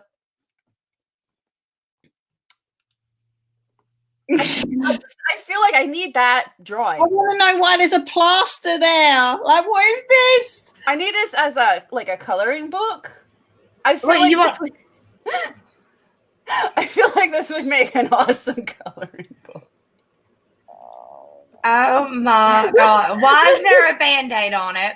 Yeah. He had him because his wife gave him an ouchie. Stitches everywhere. Wow, Stitches. how did Lori do this to you? Oh, I can't wait to find out. My vision was so hazy. I thought Gail and I were making love. Yeah, you said It that was a the million mind times. control drugs. That's when Lori climbed on me and started raping me. What did she do, Brent? She got on top of me, cowgirl, and she was doing me on top. Wow. Brent, you have such a long penis. Oh my God! What? I think this children's book is gonna kill me. What if she was riding him cowgirl style? Lamar says, but Brent, you have such a long penis. Such a long Clearly, him and Jordy got something going on. Oh shit! Yeah, and the weird thing is, she was able to sit all the way down on it, all 18.25 inches. As he drove his car. Oh no, it started over. No, shit. Hang on. Who? Like 18.25. What the hell? He was able to sit all the way down on it. Oh, 18.25. Is that? You reckon that's what? Look at. Oh no. This is great. Best book ever. Okay, and this is kids. No, Yeah. we did it all 3 holes, vaginally, orally, and anal. It was really horrible. Wow. How long did it last? Ow. What kind of guy is sitting there? I got all 3 holes. It was horrible. Then she got back on top of me, and this time she sat on it again, but she put it in her anus. It was all 3. It was all 3. Did you think you were doing all 3 holes with Gail? No, I just thought Gail and I were doing it vaginally. It was so weird, because I was thinking Gail and I were in the missionary position the whole time. Wow. You guys. This is like dogging. Oh. I'm gonna redraw this in super. Peter, please. Okay, but Please. as long as you still only color it in crayon. Yeah, and make sure all the perspectives are right, because God knows Charlie will be all over your ass if this art isn't on point for this winter. I don't know why that was the first thing that came in my head. Is that one of his hands is like really skinny and the other one isn't. I don't know why. I think it was to distract from what was being said. Looking for any out you can find. I guess since $5 to let us know. Okay, I had to stop inking because I'm laughing too hard over here. What the fuck is this? This is a children's book.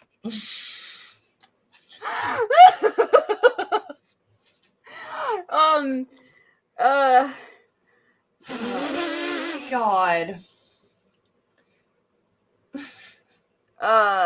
Whew. I don't know. This is a children's book and it's riveting. Regular sex. If you thought it was regular sex, how do you know you did all 3 holes? Because the memories came flooding back to me after the drugs started to wear off. That's awful, Brent. They came back pretty vividly. Exactly how long did your sex with Lori last? I'm unsure, since I was drugged out pretty bad, but it had to be at least a few hours. Then I woke up with her in bed with me. I kicked her out, wondering what happened. That's when I started to remember. Brent wailed and his body heaved. I just need to remind everybody that some chick actually took the job of reading this. Yes. Yeah, they did. No, I don't think. I think that's a computer voice. You think? Yeah, I think there's like no tone to it, so I think it might be a computer voice. But you know what? I think might be no tone to it because the person she paid is dying inside while reading it. You know what would have been really funny though? Do you know when she said, "Oh, how long did the sex last?" If that person had gone, because the dick description was quite specific, right? If they'd gone 1 hour, 37 minutes, and 16 seconds. LeVar tightened his grip on the God. forlorn soul who was grasping at straws just to keep his sanity.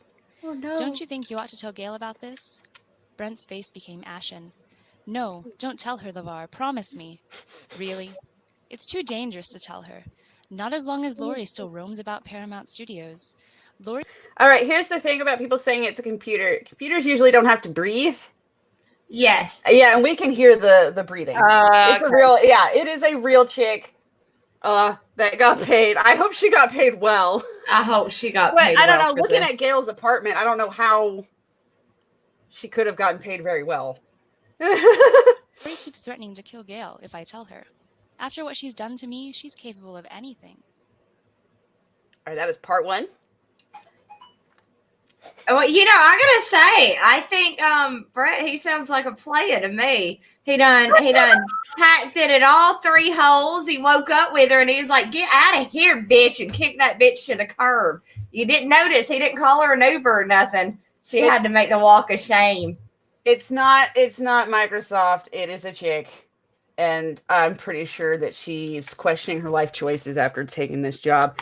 Here is the link. You don't think Jesus can make breathing sounds if he wanted to? She got like $20 to read this. There's the link. Granted, it's on part 2. Oh no, it says it's on part 8. You have to press play because there was a very it's just gonna get weirder. So he came back to the studio later to tell LeVar about his meeting with the executives. Yeah, okay, hold on. We're not on part 2. This is part 8 that I put the link in there too, but you'll be able to find it. I gotta find why is it going backwards? That's not nice. Piper, do you have a membership to this channel? No. Okay. I have to check on you because I don't want you to run off and join the Gail cult. No. It sounds like it'd be pretty freaking freaky. No. CG's already escaped one Gail cult. We don't need to get involved in another one. Brent finally summoned the courage. So I have to click on these in order to get to part 2. There's part 2. Lori stabbed injections into him and spiked his drinks and his meals at the Paramount Studios commissary. She put him into another dimension, so that he could not separate fantasy from reality. He ended up in the emergency room. She fisted him so hard, ripping his flesh apart, blood spewed out. Wait, is this part 3? Onto the floor. My bad. Wait, why does it say part 2? Okay. The brain control drugs Lori injected into him somewhat numbed the pain as she jammed her fist into his rear over and over. But once the drugs were off, his rear felt like 1,000 knives every time he moved. Hours later, he awakened, as if coming out of anesthesia, his rectum feeling as if it had been stabbed with 1,000 knives. The details flooded back to him, like a horror movie of memories that seemed endless. All the agonizing pain he felt when she smashed her fist into his rectum came back to him with full force, as if he was experiencing her thrusting motions in the here and now, with each Lori moment a memory alive rambling about his consciousness. So real and vivid, he could not shove the experience away. For anybody that's confused, just popping in for some reason, this is a children's book. I can guarantee you, everybody in the chat, there is none of this in Wart the Wizard. So if this is what you are into, my book is not the one for you. No, I'm going to actually agree. Like 2 things I've read there. Peter, yeah, this is Optimus's channel. Wait, He's what? like, remember, this is Optimus's channel, right? And the other thing is, I just read it somewhere. I've lost the chat now. Oh, Yeah. I think I do. I'm going to have to agree with Jabba. No, this is not a computer now. I can't agree with Jabba, but that's not a computer. It did sound like it before, but it wasn't. It's not.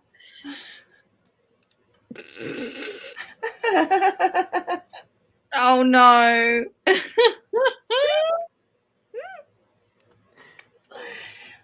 Oh gosh. And the escapes were all played back in his mind.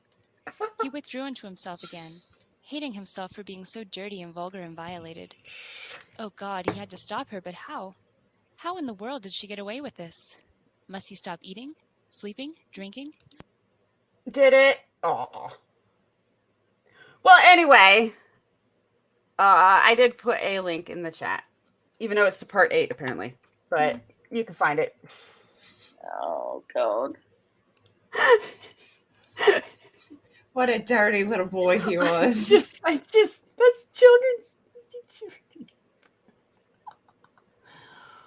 I love the fact. Oh, I God. love the fact that when we started talking about what we wanted to do for these shows, right? We said, right, we're going to be really positive. We're going to bring some real fun and lightheartedness. We're going to really enjoy all we're doing. 3 shows in, fisting. Yeah, we will go straight to the fisting. I think that was incredibly fun.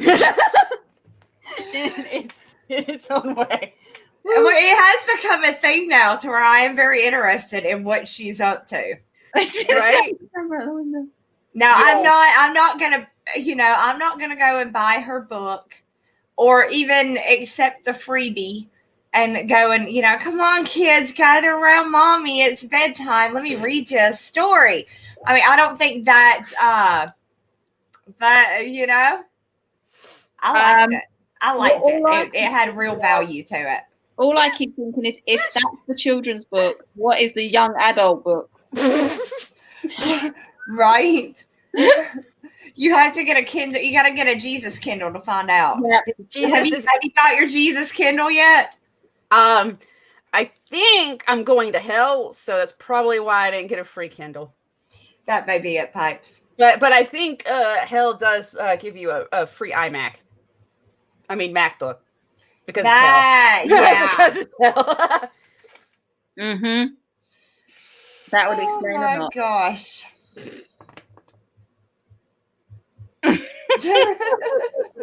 Yeah, definitely. Y'all get ready for me to do an ASMR reading of this on Wincast. Oh no. It's god awful. I am going to look for her Patreon because that was the other thing I was told I had to. Mike, here I thought the gayest that the graded channel got was when I was lifting weights. Yeah, I think this is a whole new level, Micah. I think we're in a whole new level. Oh, this is already getting good, you guys. Hold on. Okay. Just in case there's audio there. It's already getting good because you have to be 18 or older. Oh God, we only had to go to her Patreon. And you saw what was for her younger children, the younger audience. Let's see what she's got for us 18 and older folks. All right. Select the membership level. Is there nothing for people that don't want to give you money? Well, first of all, let's find out. For $1, we'll put your name at the end of video as one of my patrons. You'll have access to my patron-only videos, books, and news posts, except for Bible of Tribulation Saints. If you prefer I not put your name as one of my supporters in a video, let me know. $5, you get one of my audiobooks every month. Oh boy, of your choice, except for Bible of Tribulation Saints series, where each Bible for Tribulation Saint books will have its own tier. Oh. I thought Jesus told her to make it free. If I'm out of one book, I can substitute with another. It's an audiobook. How do you run out? How do you run out of an audiobook? I'm assuming that it's you send it digitally. How do you run out of that? All right, $10 a month. First book in the Bible for Tribulation Saints series. Well, I thought they were free. I thought Jesus told her to give away the Bibles. Well, you know what? This was probably set up a while back. And before Jesus told her that? And she's too lazy to go back and fix it? Now, I was going to say, to be fair, that video was a day old where Jesus told her, to make it free and give everybody a free Kindle as long as they read it all. This page, you can find all the links to the book in order. You can listen to the book from beginning to end once you pay $10 to join this tier. Blah, blah, blah. There's 5 levels. Ooh. I was told that this would get oh, well, that's just the other Bibles. Or the rest of them. Or something. Where's the nudes? Right? Give us your nudes, Gail. Don't be playing. Don't play coy with us. Show us the goods. Well, let's hear what she has to say about her Patreon. Did I share audio? I did. I want to thank my Patreons at my Patreon page for supporting me. And the Patreons that I have are King, Husband and Carol, Lauren Holling, Stephen Wolkowski, Ribby, Erica Xavier, Karen Fitzgerald, Jeff Holliday, Paul Mannerheim, Sapphire Rain, Ribbity, and Clint Davis. Thank you so much for supporting me. You make it possible for me to write and to not worry about writing, I can write what I like to read. In fact, I just started a new page dedicated to writers like myself who write for posterity and not for fame or wealth. And that's at GabrielTana.com/favorites. And at my Patreon page, I advertise whenever I add to my website. You get the exclusives, like if I add a new web page or if I updated my Fox News Channel website. The people at Patreon will be the first to find out about it. I also have my longer videos there, like if I have an extended Skype conversation with one of my men and I've recorded it, that is at Patreon. So I actually established a playlist of all the videos that are offered for my Patreon fans only, like Silver Skies Chapter 1, the audiobook, where I actually sing Apple Blossom Time in there. The Hurricane Matthew Aftermath, October the 10th, 2016. Pictures I took outside. Hurricane Matthew Power Workers Outside, October the 8th, 2016. What the fuck is she going on about? And showed pictures of me at the airport, the LA airport, the Orlando airport. That 100 years from now. All right, this is kind of boring, but I do love that she is Fox News in depth. I don't think Fox knows that. No way. I also do kind of like what this says. I've created this page to enable my staunchest supporters to view my longer, more in-depth videos that educate the world. Whoa, what the fuck? There we go. About important news in the world around Church of Gail, Brent Spiner, Vladimir Putin, Matthew McConaughey, Gerard Butler, ex-Antichrist Zach Knight, ex-Jesuit Rule 13, new Antichrist Angelina Ballerina, Jesus Christ, Satan, the Antichrist, Judge Terrence Jenkins, Hugh Jackman, and the men on my marriage list. Her marriage list. Yeah, which actually includes pretty much almost all those people. Well, I know that I am about to go give Gail $1 and see if I can get her to give Peter Gilmore a shout out. A shout out on all of her videos so he can feel like he's a part of the community. Wyatt, don't get jealous. I'm going to send $1 for you too, good sir. All of us over on my channel are going to be we getting some publicity, y'all. I'm on top of it. I'm getting Peter's like, fuck off, maybe. No, I'm getting us some publicity. This is a good idea. All of the Jesuits will know about our channel, and then we will get we'll bring in an audience, a crowd of Jesuits. I think that's a good idea. Well, I said I ain't jealous. You don't need to do all that for me. I'm doing it. Are you going in there doing it? Yeah, I'm about to. Yeah, and get these guys some some recognition. Share your screen. Pledge $1 is Dan Shirecat. Have her do a shout out for that too. Yeah, she should definitely do that. She should definitely do that. That'd be funny. Oh my gosh. Yeah. Do it. I'm telling you, I've got about $10. I can hook some peeps up with this. I'm willing to put $10 into this, and I may just contact her and see if I can get her to make us an opening video for ladies' night. Yeah. I think for $20 she'll do it. If I offered her $20, I bet she'd sit there and say, "Welcome to ladies' night, you fucking Jesuits," and shake her dildo and stuff. Optimus would never let us run it, but we can do it without him knowing. Right. She'll be able to with a pew pew pew. I was gonna say, do sub to Charlie's channel, because I want her to also pop in the rotation and start hosting CG Ladies Night as well. Yes. But she says that she's still working on building her channel. So the sooner all of y'all sub, the faster Yes. we can see where she leads the CG Ladies Night stream.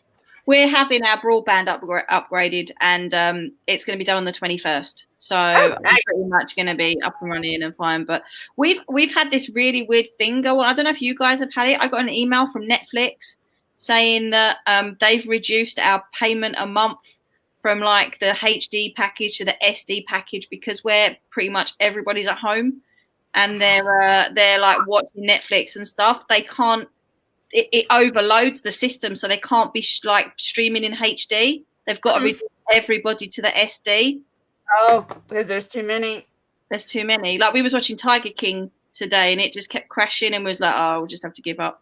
We're on like episode 4, and we're addicted. I haven't noticed, but with Netflix, I leech off of Peter's anyways. I had him give me his account stuff so I can leech off his Netflix. I don't have to pay for it.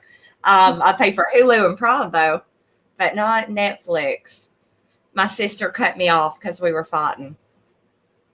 And it's principle now that I don't want to pay for it because I haven't ever paid for Netflix.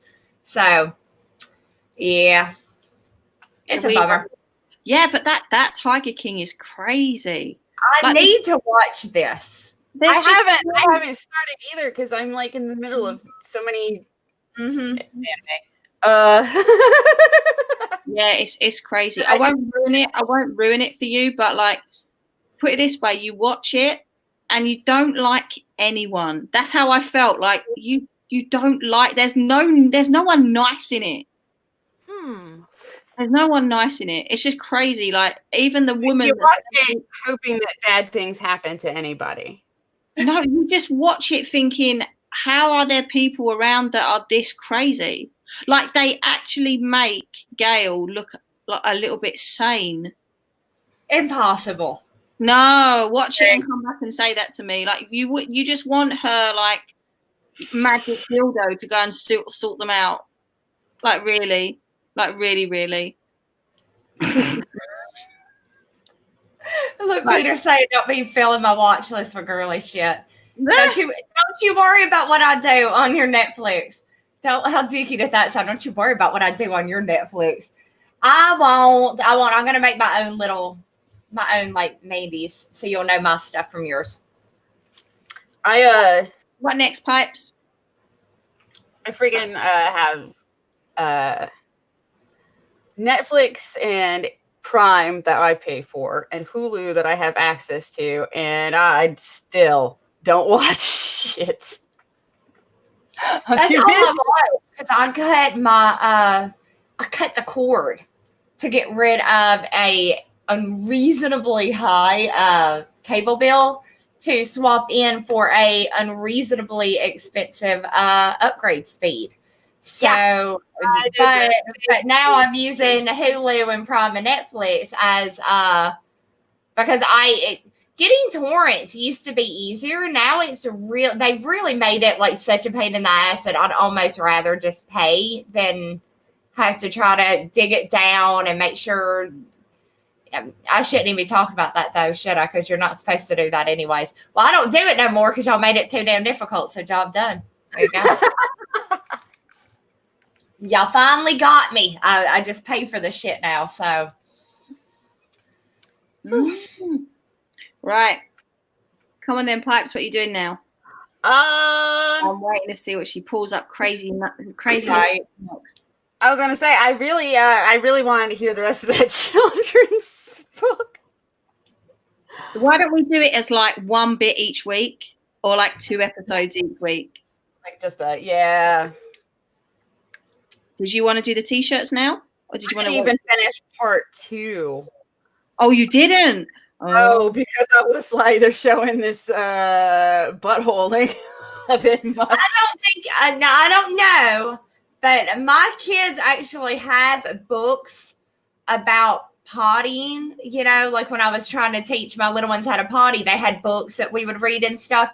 And there was one, and it literally like, this is a hole. This is the hole in my butt. And like the kids all bent over, and it's a lot like that. And it's teaching kids how to, you know, how to poop. Well, I mean, at least in that case, it's not like got band-aids all over it, hopefully, and everybody did.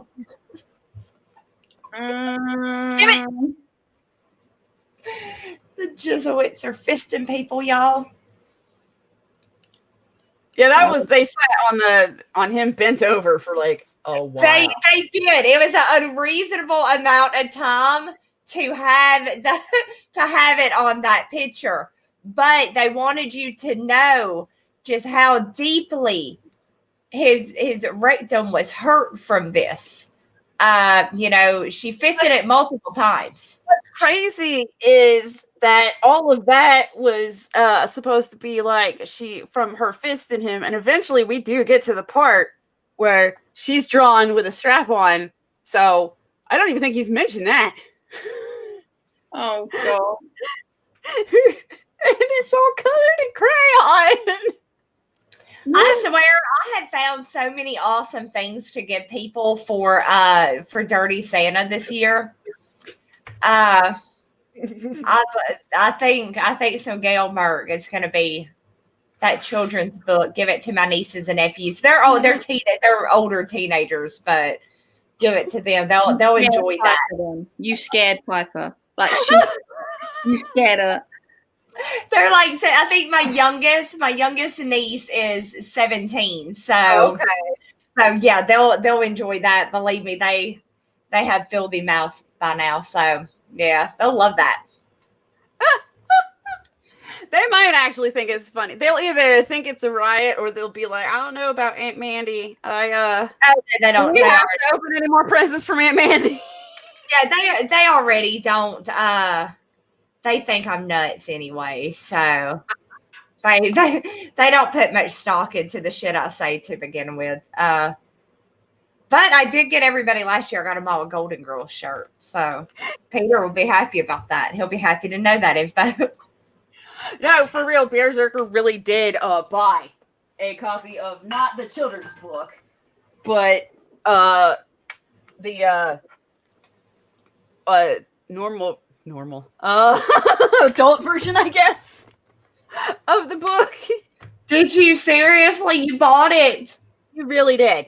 He bought it while Winger was streaming it, which is like, still, we're gonna go to. Hold on, we're gonna hopefully not be logged into Amazon. Was it really a 10 out of 10? Like, was it written? I mean, I get it. She's freaking nuts. But was it written well? Like typos? Did it look like a professional? You know what I'm saying? Or was it a hot mess? Oh, you don't know. It should be there tomorrow. Okay. Yeah, it'll be there tomorrow. You bought a physical copy. But if you go on Amazon and look up her books, the one that I think we were with Winger, so he looked it up. That Berserker bought. There's a audio sample. So, and it's her. Reading a very, very long part of the book. And you know what? It's about the same as the children's book. Only she also turns into a lizard, or somebody turns into a lizard. And also Gail's reading it, and she's reading it hilariously. That's the part she chose to leave out. Leave all the butt rapings and the fistings, but turning into a lizard. Oh, shit. Better leave that out. I hope she doesn't ever watch Teenage Mutant Ninja Turtles. That'll just. Oh, no. Ruin that. Y'all remember, I can't remember their names now, but from like the Ooze one, the Return of the Ooze or whatever, and there was the cute little turtle and the cute little like whatever it was, and then they turned into like these really goofy looking things, but they were so cute. Bob Rocksteady. Yeah. It was a little snapping turtle, and I think it was supposed to be like a puppy. Actually, I think it was supposed to be a wolf puppy, and then they mutate them, and they're all they were so cute.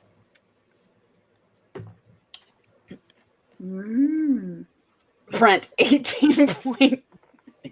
Brent's a player, y'all. Oh, maybe it wasn't.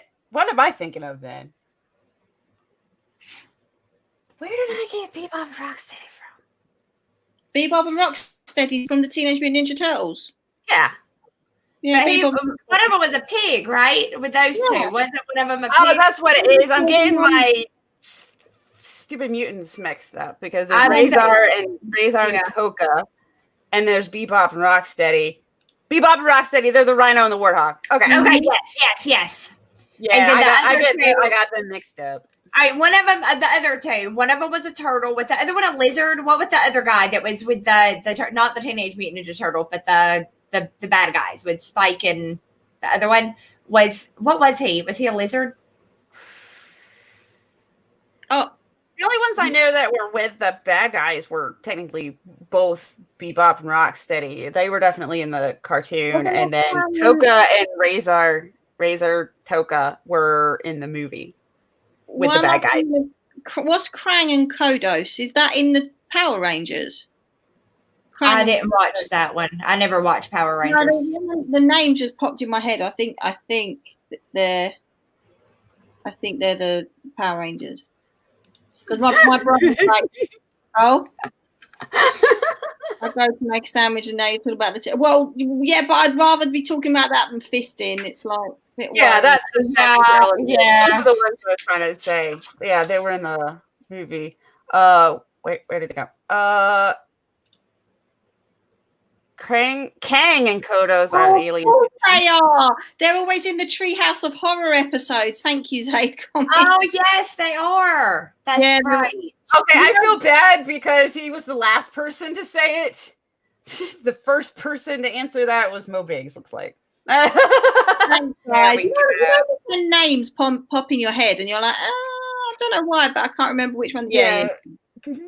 Well, I still stand by the issue. I had trouble remembering a lot of that just because our generation had the best cartoons. Mm-hmm. Yeah. We had like this crap that my kids watches now is absolutely horrendous, but our cartoons are badass. Like I was very, very girly, but my ass was damn sure, at the theater for the first Batman. I was there for Teenage Mutant Turtles. I was doing the ninja rap. I wasn't allowed to go to that movie, but it didn't matter because I still adored the Ninja Turtles no matter how much my mother protested.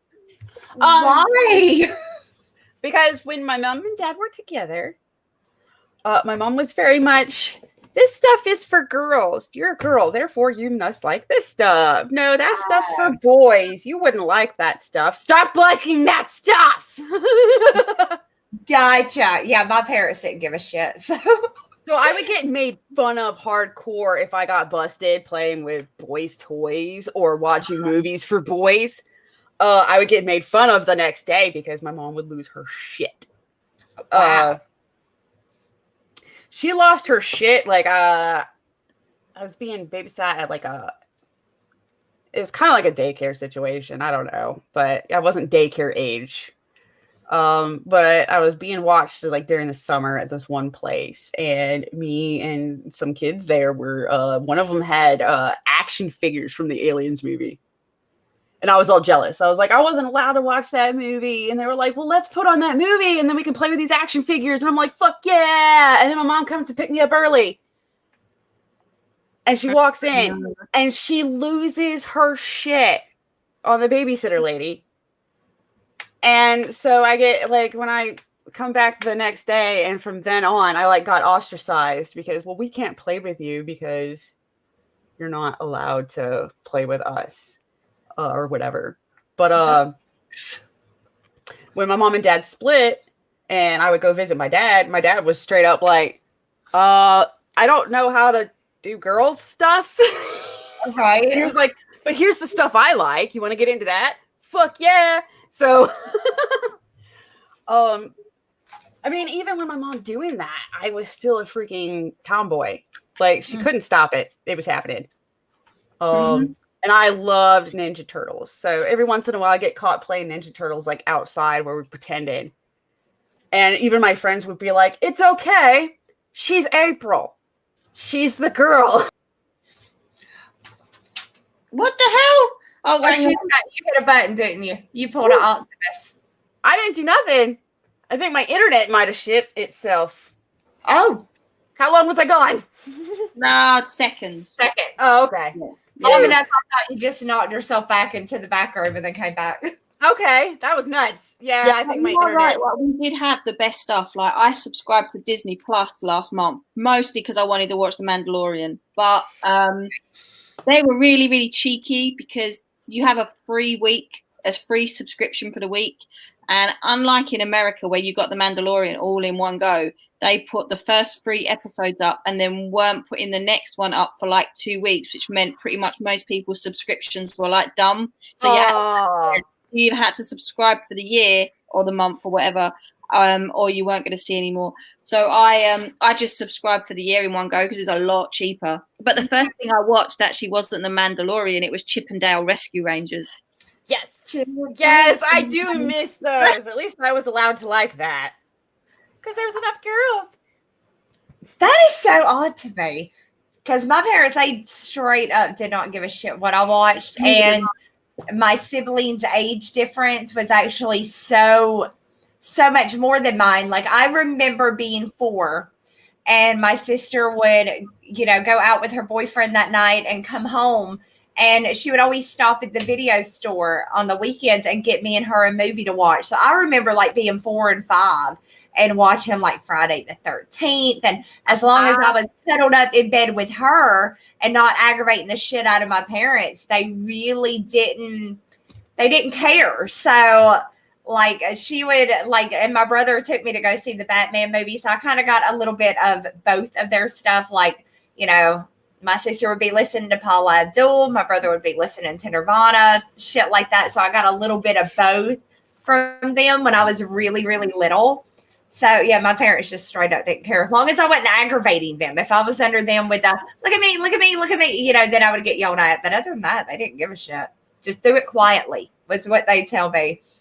If I would be die quietly and, The only sibling I had was my little sister during it. And they tried to do the same my mom tried to do the same to her. That's why I had to go to ballet instead of, I wanted to do martial arts and I had to do ballet instead because that's for girls and martial arts is for boys.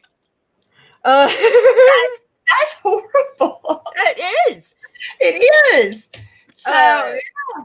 And but she finally, it was great too because my grandma on her side, so her mom would piss her off because she'd leave us with her grandma. And she wasn't, even though my mom kept saying that's how I was raised, that's how I'm raising you. I'm like, are you sure? Because every time you leave me with your mom, she's getting us into boy stuff like as soon as you're gone. And then she comes back ticked off.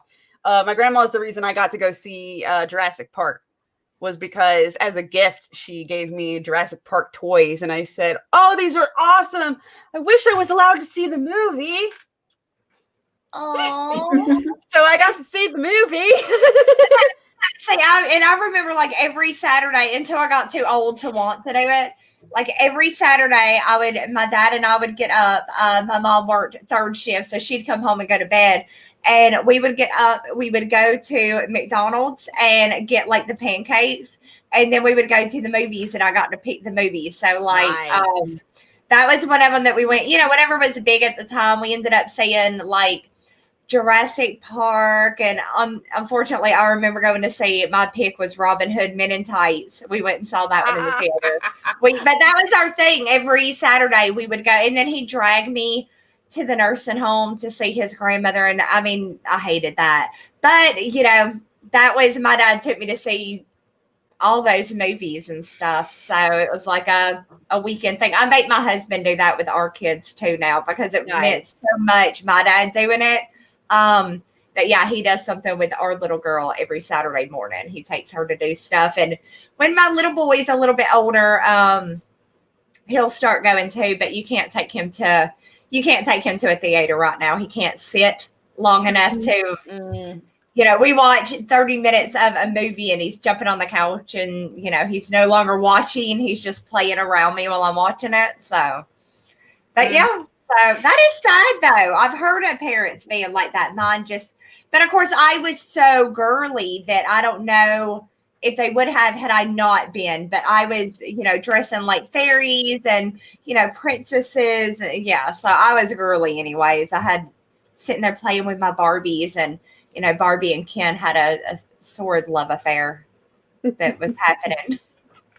So now as an adult, I'm doing it with dinosaurs. Not doing it with dinosaurs, but you know, making the sword love affairs with dinosaurs. So. My mom did eventually give up, but she didn't give up until after a while after she and my dad split. She was just like, okay, you're into this stuff, whether I want you to be into it or not. But yeah, I was the kid that like, there was one time I was at Walmart getting school supplies with my kiddo and when he was little. And in the next aisle over, I heard a little girl talking about, well, I want this one. They were looking at folders, I guess. Mm-hmm. And she said, I want this one. And both parents went, that's Spider-Man. That's for boys. And the little girl got upset. No, but I want this one. No, that's Spider-Man. That's for boys. How about this unicorn? And I was like, God damn it. I remember being that kid. Right. I want this one. No, you want this pretty pink shit, you know, or, you know, you want something with sparkles and stars and this cute stuff. No, I want this one. No, that's for boys. You can't have it. And I'm like, that just makes me want to like do that stuff more, I think. Right. But yeah, I was really upset that day. And I was like, it's not my business to say anything, but God damn it, I really want to say something. Because that girl was really upset. You can't have Spider-Man folders. You need girl folders. Mm-hmm. Let a girl like Spider-Man. Come on. But now, in the only defense I can give is if not with my daughter, she had wanted a Spider-Man, I wouldn't have gave a shit. If my little boy was asking for something ultra girly, I probably wouldn't let him get it. Not because I care, but because if he goes to school, we're in the South. These little boys are going to beat the shit out of him or mock him endlessly. So that would be my only reason, though, just because I know the hell he would get for having it. Now, she could get away with it. The girls wouldn't care, and the guys would think, you know, the guys in her class would be like, oh, cool, you like Spider-Man? That's not like she went through a Five Nights at Freddy kick, nice. And everything was Five Nights at Freddy's, everything. But the same, if my little girl is asking me for like a Barbie book bag, I'd have to be like, no, because you're going to get your ass kicked. If you go sauntering around that school with that book bag, one of these little redneck boys are going to beat your ass. And so, no, you're going to have to find the most feminine you can out of the guy stuff, I guess, because, yeah.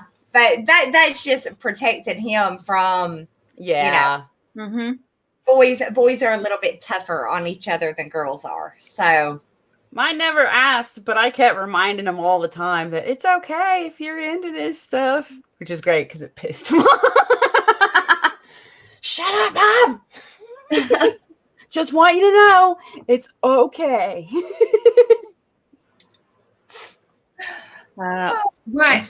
Michael, how's Peregrine doing? Bring up Peregrine. Let's have that is a good idea. Yes. Let me do that. I'm either going to take this over shirt off or I'm going to cut that heater off because I'm burning. So we'll see. Woo-wee. This is where we're at right now. We're really close to. I'm not gonna refresh it yet, though. Whee! That. Oof. Excuse me. We are really close to posters for everyone. Well, good, because I want my poster. Right? I really want to see these posters. And that's why it's the first stretch goal, and everybody's just gonna get it. If we get it, we're giving it to everybody, because we mainly the goal is more we want to see these posters made. We will give them to anybody that backed at any tier, because I just really want to see these posters done. Yeah, isn't that what's cool about your campaign is when you can actually, when you get a stretch goal and it's something that you, because I mean, if you're putting it up there, it's because you yourself wants one too. Yeah. Usually. So, yeah, that is awesome. And you got a super chat. Oh. Yeah, I agree with the super chat. Show the trailer. I sure will. And I won't talk through it. I'll be quiet. I won't respond to the questions that y'all are asking. Okay, then I will go all the way back up here. This is the full trailer. We have the little trailer. It's cute. But this is our wait a minute.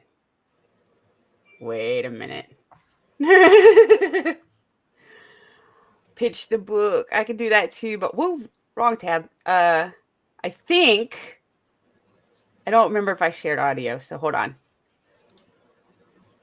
I'm gonna do it again. Oh, I've gotten in a habit just to do it anyways. Even if I don't think I'm gonna share audio, do it anyways. There we go. I will pitch. I will try to give my best pitch too after I play the heroes have been taken from now us. Y'all hear it, right? Your heroes are dead. I guess I can make it. They're gone. The question now becomes, who will be our heroes? Who will step up? Who will become the icon for a future generation? Who will be ready to take on the mantle? I'm ready. Graded Point 5 presents The Reconstruction Universe and our first title, Peregrine, Wings of the Falcon.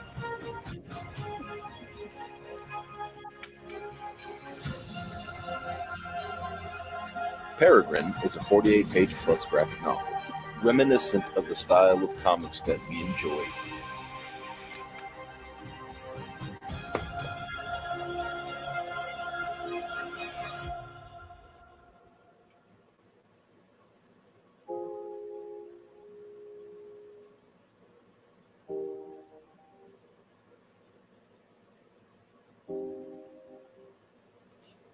Now available on IndieGoGo.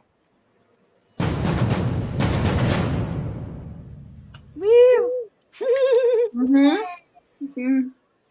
I swear that does not sound like your voice at all.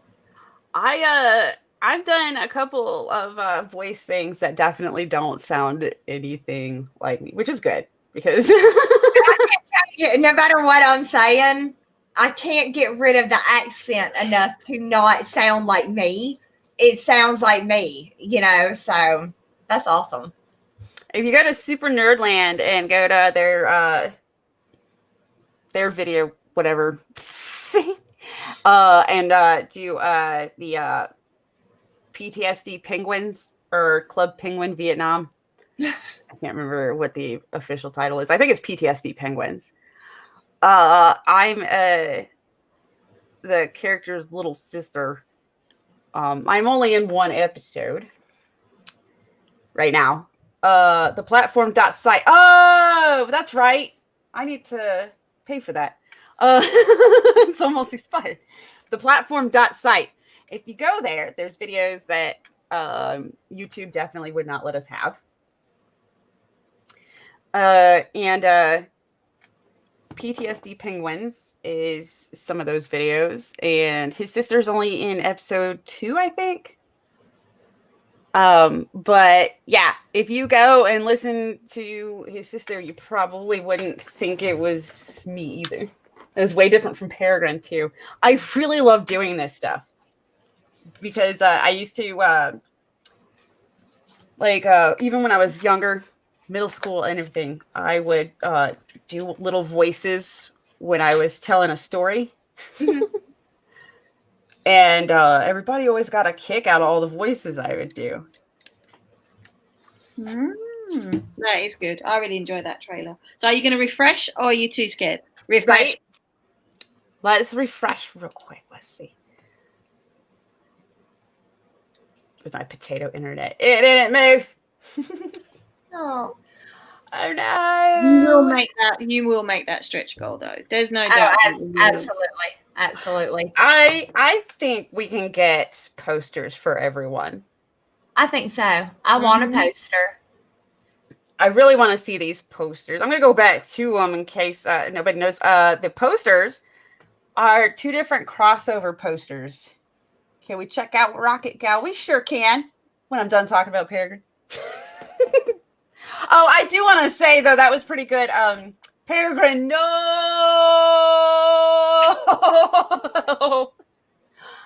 I'm not going to try or I'll pee a little. Super dead. Yeah, speaking of your heroes being dead. Yes. Super dead. I really love the concept for super dead. So I'm super hyped for that. Well, thank you. Super. Yeah, I'm excited to start writing it. I know I've got the plot. I know what I'm gonna do with it now. So yeah, that to me that's the hardest part is to figure out what I want to do, where I want to take the story. Now I had that pretty much nailed down, so I can start I can start getting to writing it. Yeah, I am definitely excited. And the preview art so far has been rocking too. I can't wait. I'm trying to think of a faster pitch. But basically, remember when Marvel and DC comics were like fun? Yeah. And the superhero genre was, fun. We're doing that. I think that's the shortest pitch I can come up with. We're bringing it back to that. That is super hype. That part 2 of Super Dead. It's the Super Dead Cider Hype crossover. Super hype. And I need to get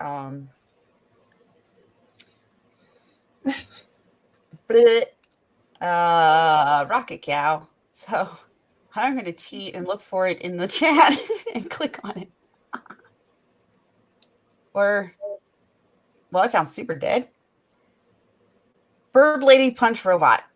It's a lot more than that. Are you serious? Nobody put Rocket Gal in the chat? Hang on, I'll find it. I'll get it for you. There it went. You got it? That's exactly what I said. Right there. Oh, there we go. Wait. There we go. Oh, please don't. Okay. Open. Oh, God.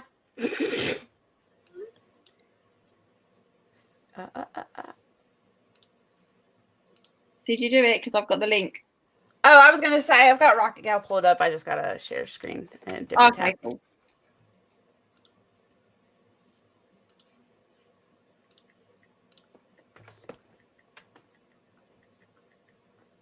There we go. We should be looking at it, right? Everybody can see it. That's it. Hell yeah. Here's Rocket Gal and the Moment of Mars. I really like this trailer, so I'm playing it. Yay.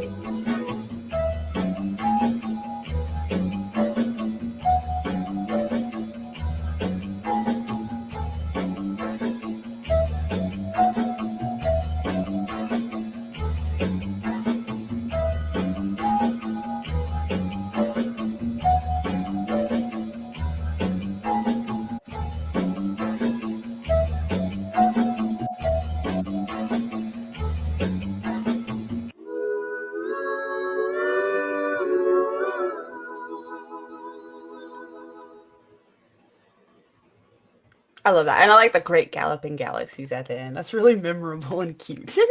I never get fed up of that trailer. I never ever get fed up of that trailer.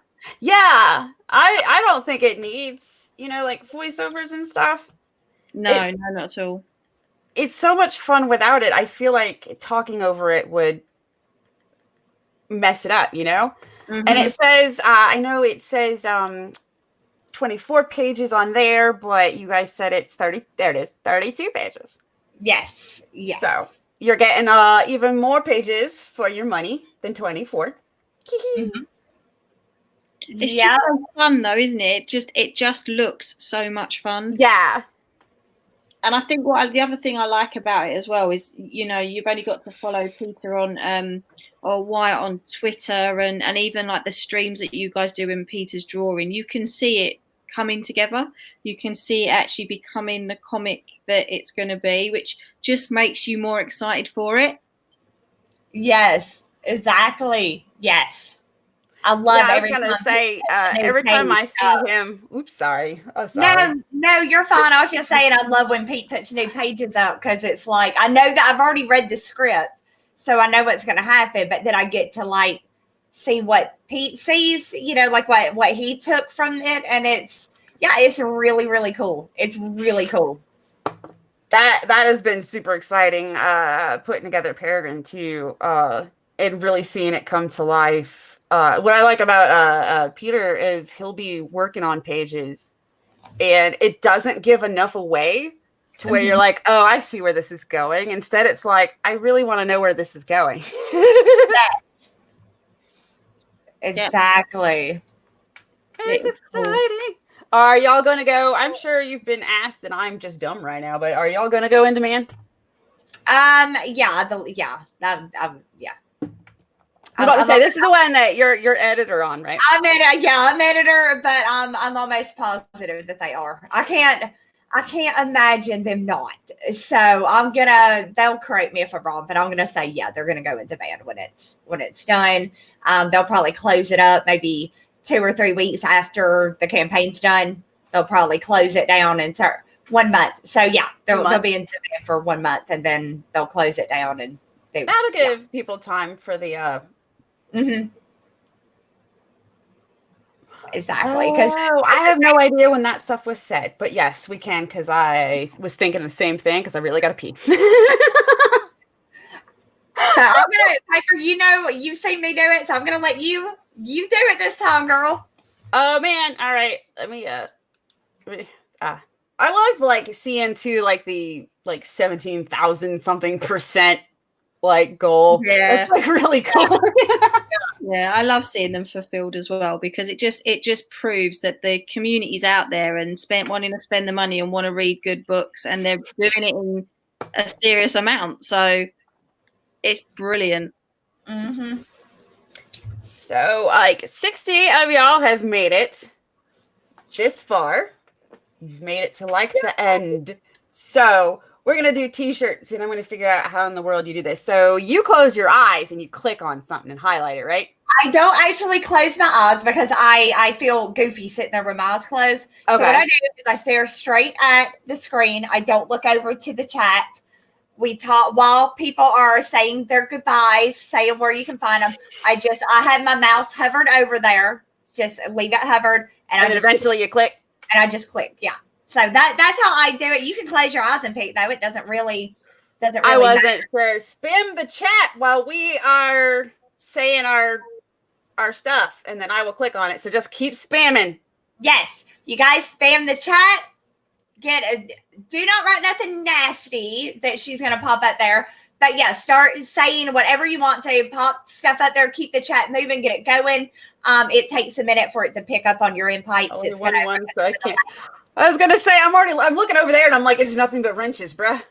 Yeah, wait. I feel like it would suck if I picked a wrench. I almost feel like that's cheating, but I know it's not. Sometimes it happens. I've actually got a few wrenches on mine because they're spamming too. So yeah, and now we would be doing our goodbyes while they let it pick up on our end because we're on the delay. So yeah, we're on the delay. So just keep spamming. Just keep going. You guys. And I will go last. So we'll say Charlie's. Charlie's also, I want you to put your What you mean? My link to my? Yeah, I'm like, there went my brain. Yeah, I will do that. Right. So I've now got my YouTube channel up and running. It's going to be, not only am I going to be having obviously our CG Ladies Night on there, I'll be adding some content myself. Oh God, I can't find the thing now. So I'm going to put it in the chat and you'll be able to subscribe to me. It's doing really, really well considering I don't have a single video up at the moment. I've got 127 subscribers. So I think that's pretty good going, really. I'm going to start adding stuff this week. So yeah, give us a subscribe. Yay. Ooh, sorry, keep spamming. All right, Mandy. All right. So yeah, Mandy Summers, you guys all know who I am. Go and check out Peregrine. Check out Rocket Gal. Check out my book, Work the Wizard. It closes in, I think we are down to, I can't do the math. We're down to like 12 days or something like that. We just hit 14K. I'm so freaking like, what? So yeah, I'm super freaking stoked about that. So yeah, everybody make sure that y'all go and check out those books. Follow me on Twitter, Work the Wizard. Follow me on Instagram at Work the Wizard, and follow me on YouTube at Mandy Summers. So yes.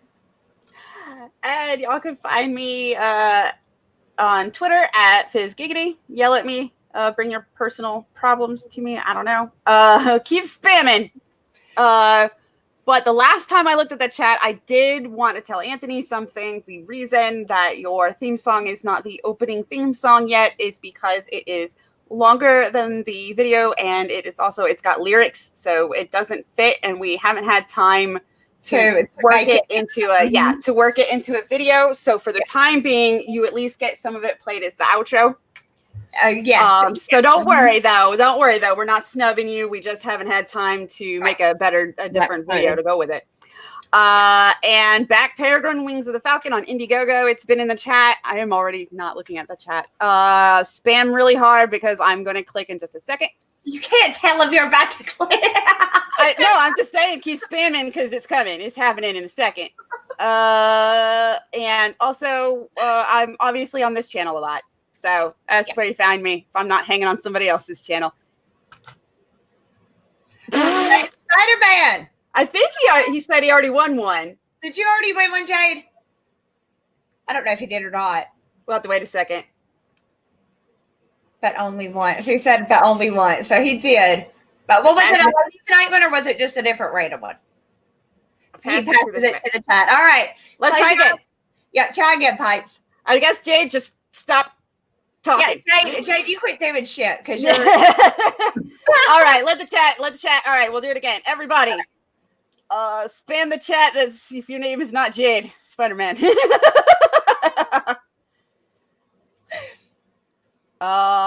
And Seth, yay! Seth, you got it. You have not won a shirt on any of the ladies' nights, right? I'm pretty sure he hasn't. Yeah. So, Seth, what you would do now, go either contact, honestly, the easiest way to do it so we'll just draw out the middleman. Contact Wyatt Holiday on Twitter.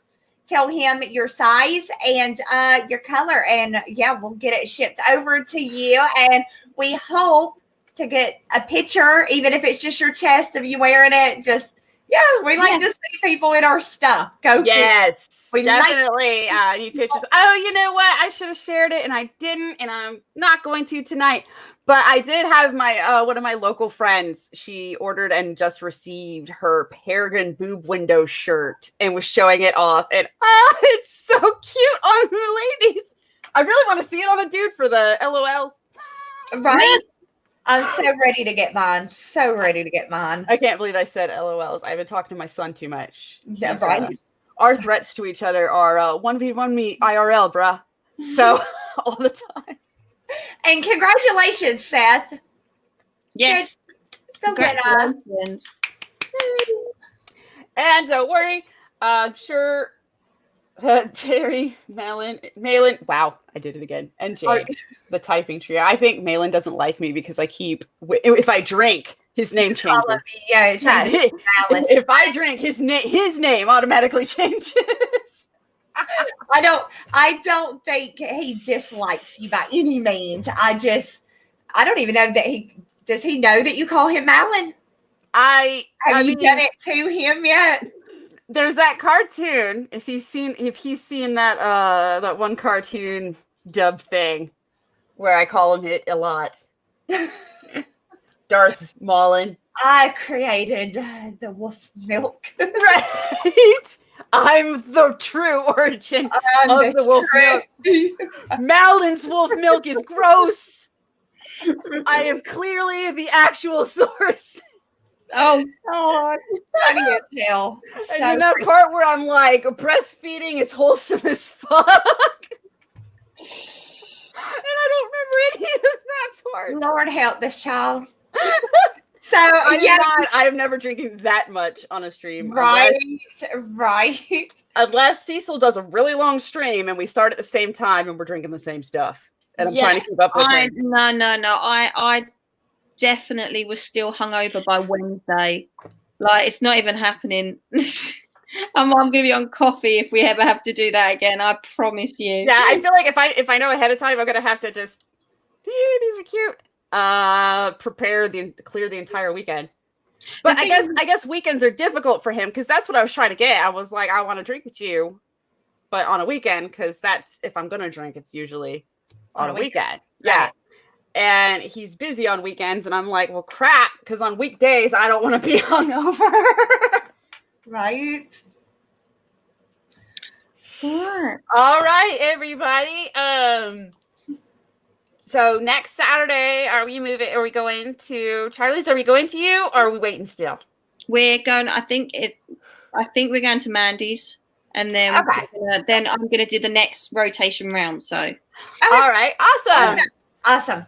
I'm going to try to have a custom whatever made for when I host, and that way we'll each have one that kind of matches our aesthetic. I think. Oh yeah, that'd be cool. I want to do the backgrounds and things like Mandy does. I think they look really, really good. I mean, I was convinced that was her living room yesterday. Well, I wish, right? Isn't that beautiful? Look at that.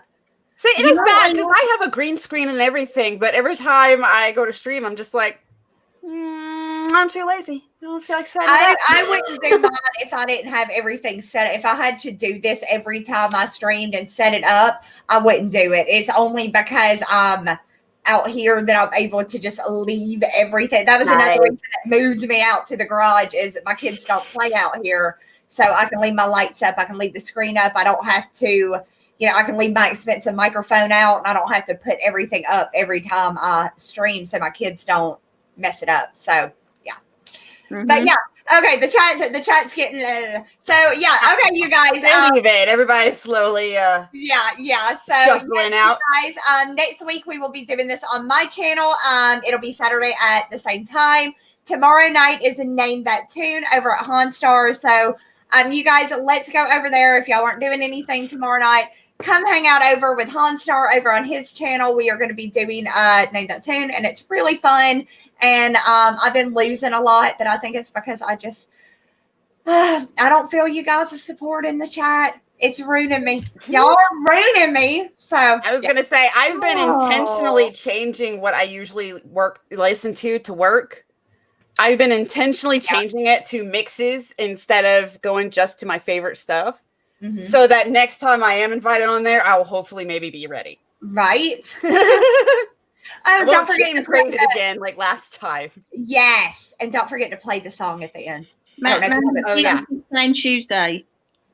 Tuesday. Yeah, damn it. Yes, Tuesday over on my channel, you guys. I am being invaded by the Brits. So yeah, we're gonna have a lot of the CGUK guys. Yeah, I said that right. We're going to have them coming over. It's going to be Call Me Mark and Yan and Charlie and Michael, right? I think it's Double Vision. I think it's short. It's going to be, it's Double Vision. Okay, yes. But we are going very, very early. It's a little odd for my channel. We are actually going to go at 4:00. Wow. Yes, 4:00 because Our friends over the pond, they are constantly trying to change their schedule to be on American time. True. So, yeah, the coronavirus is hit. I'm not doing anything at 4:00 anymore. So, yeah, it's going to be at 4 p.m. On my channel. We are going to go to British time as the British invades. So everybody come check that out. Let's check out their awesome stuff that they got going on. And yeah, come hang out. So, yeah. That'd be awesome because the most I would be doing is working, which means I can still listen. So I'll be able to catch that one. Yay! Instead of everybody streaming at the same time. I know. All right, everybody. I hope you had as much fun as I did. You did. And catch the next ladies' night. Come party with us again. Yay! Hey guys, thank y'all so much for kicking it with us tonight. Don't forget to subscribe and crush that like button and follow Charlie's Pipes and myself on Twitter. See you next Saturday at 9 p.m.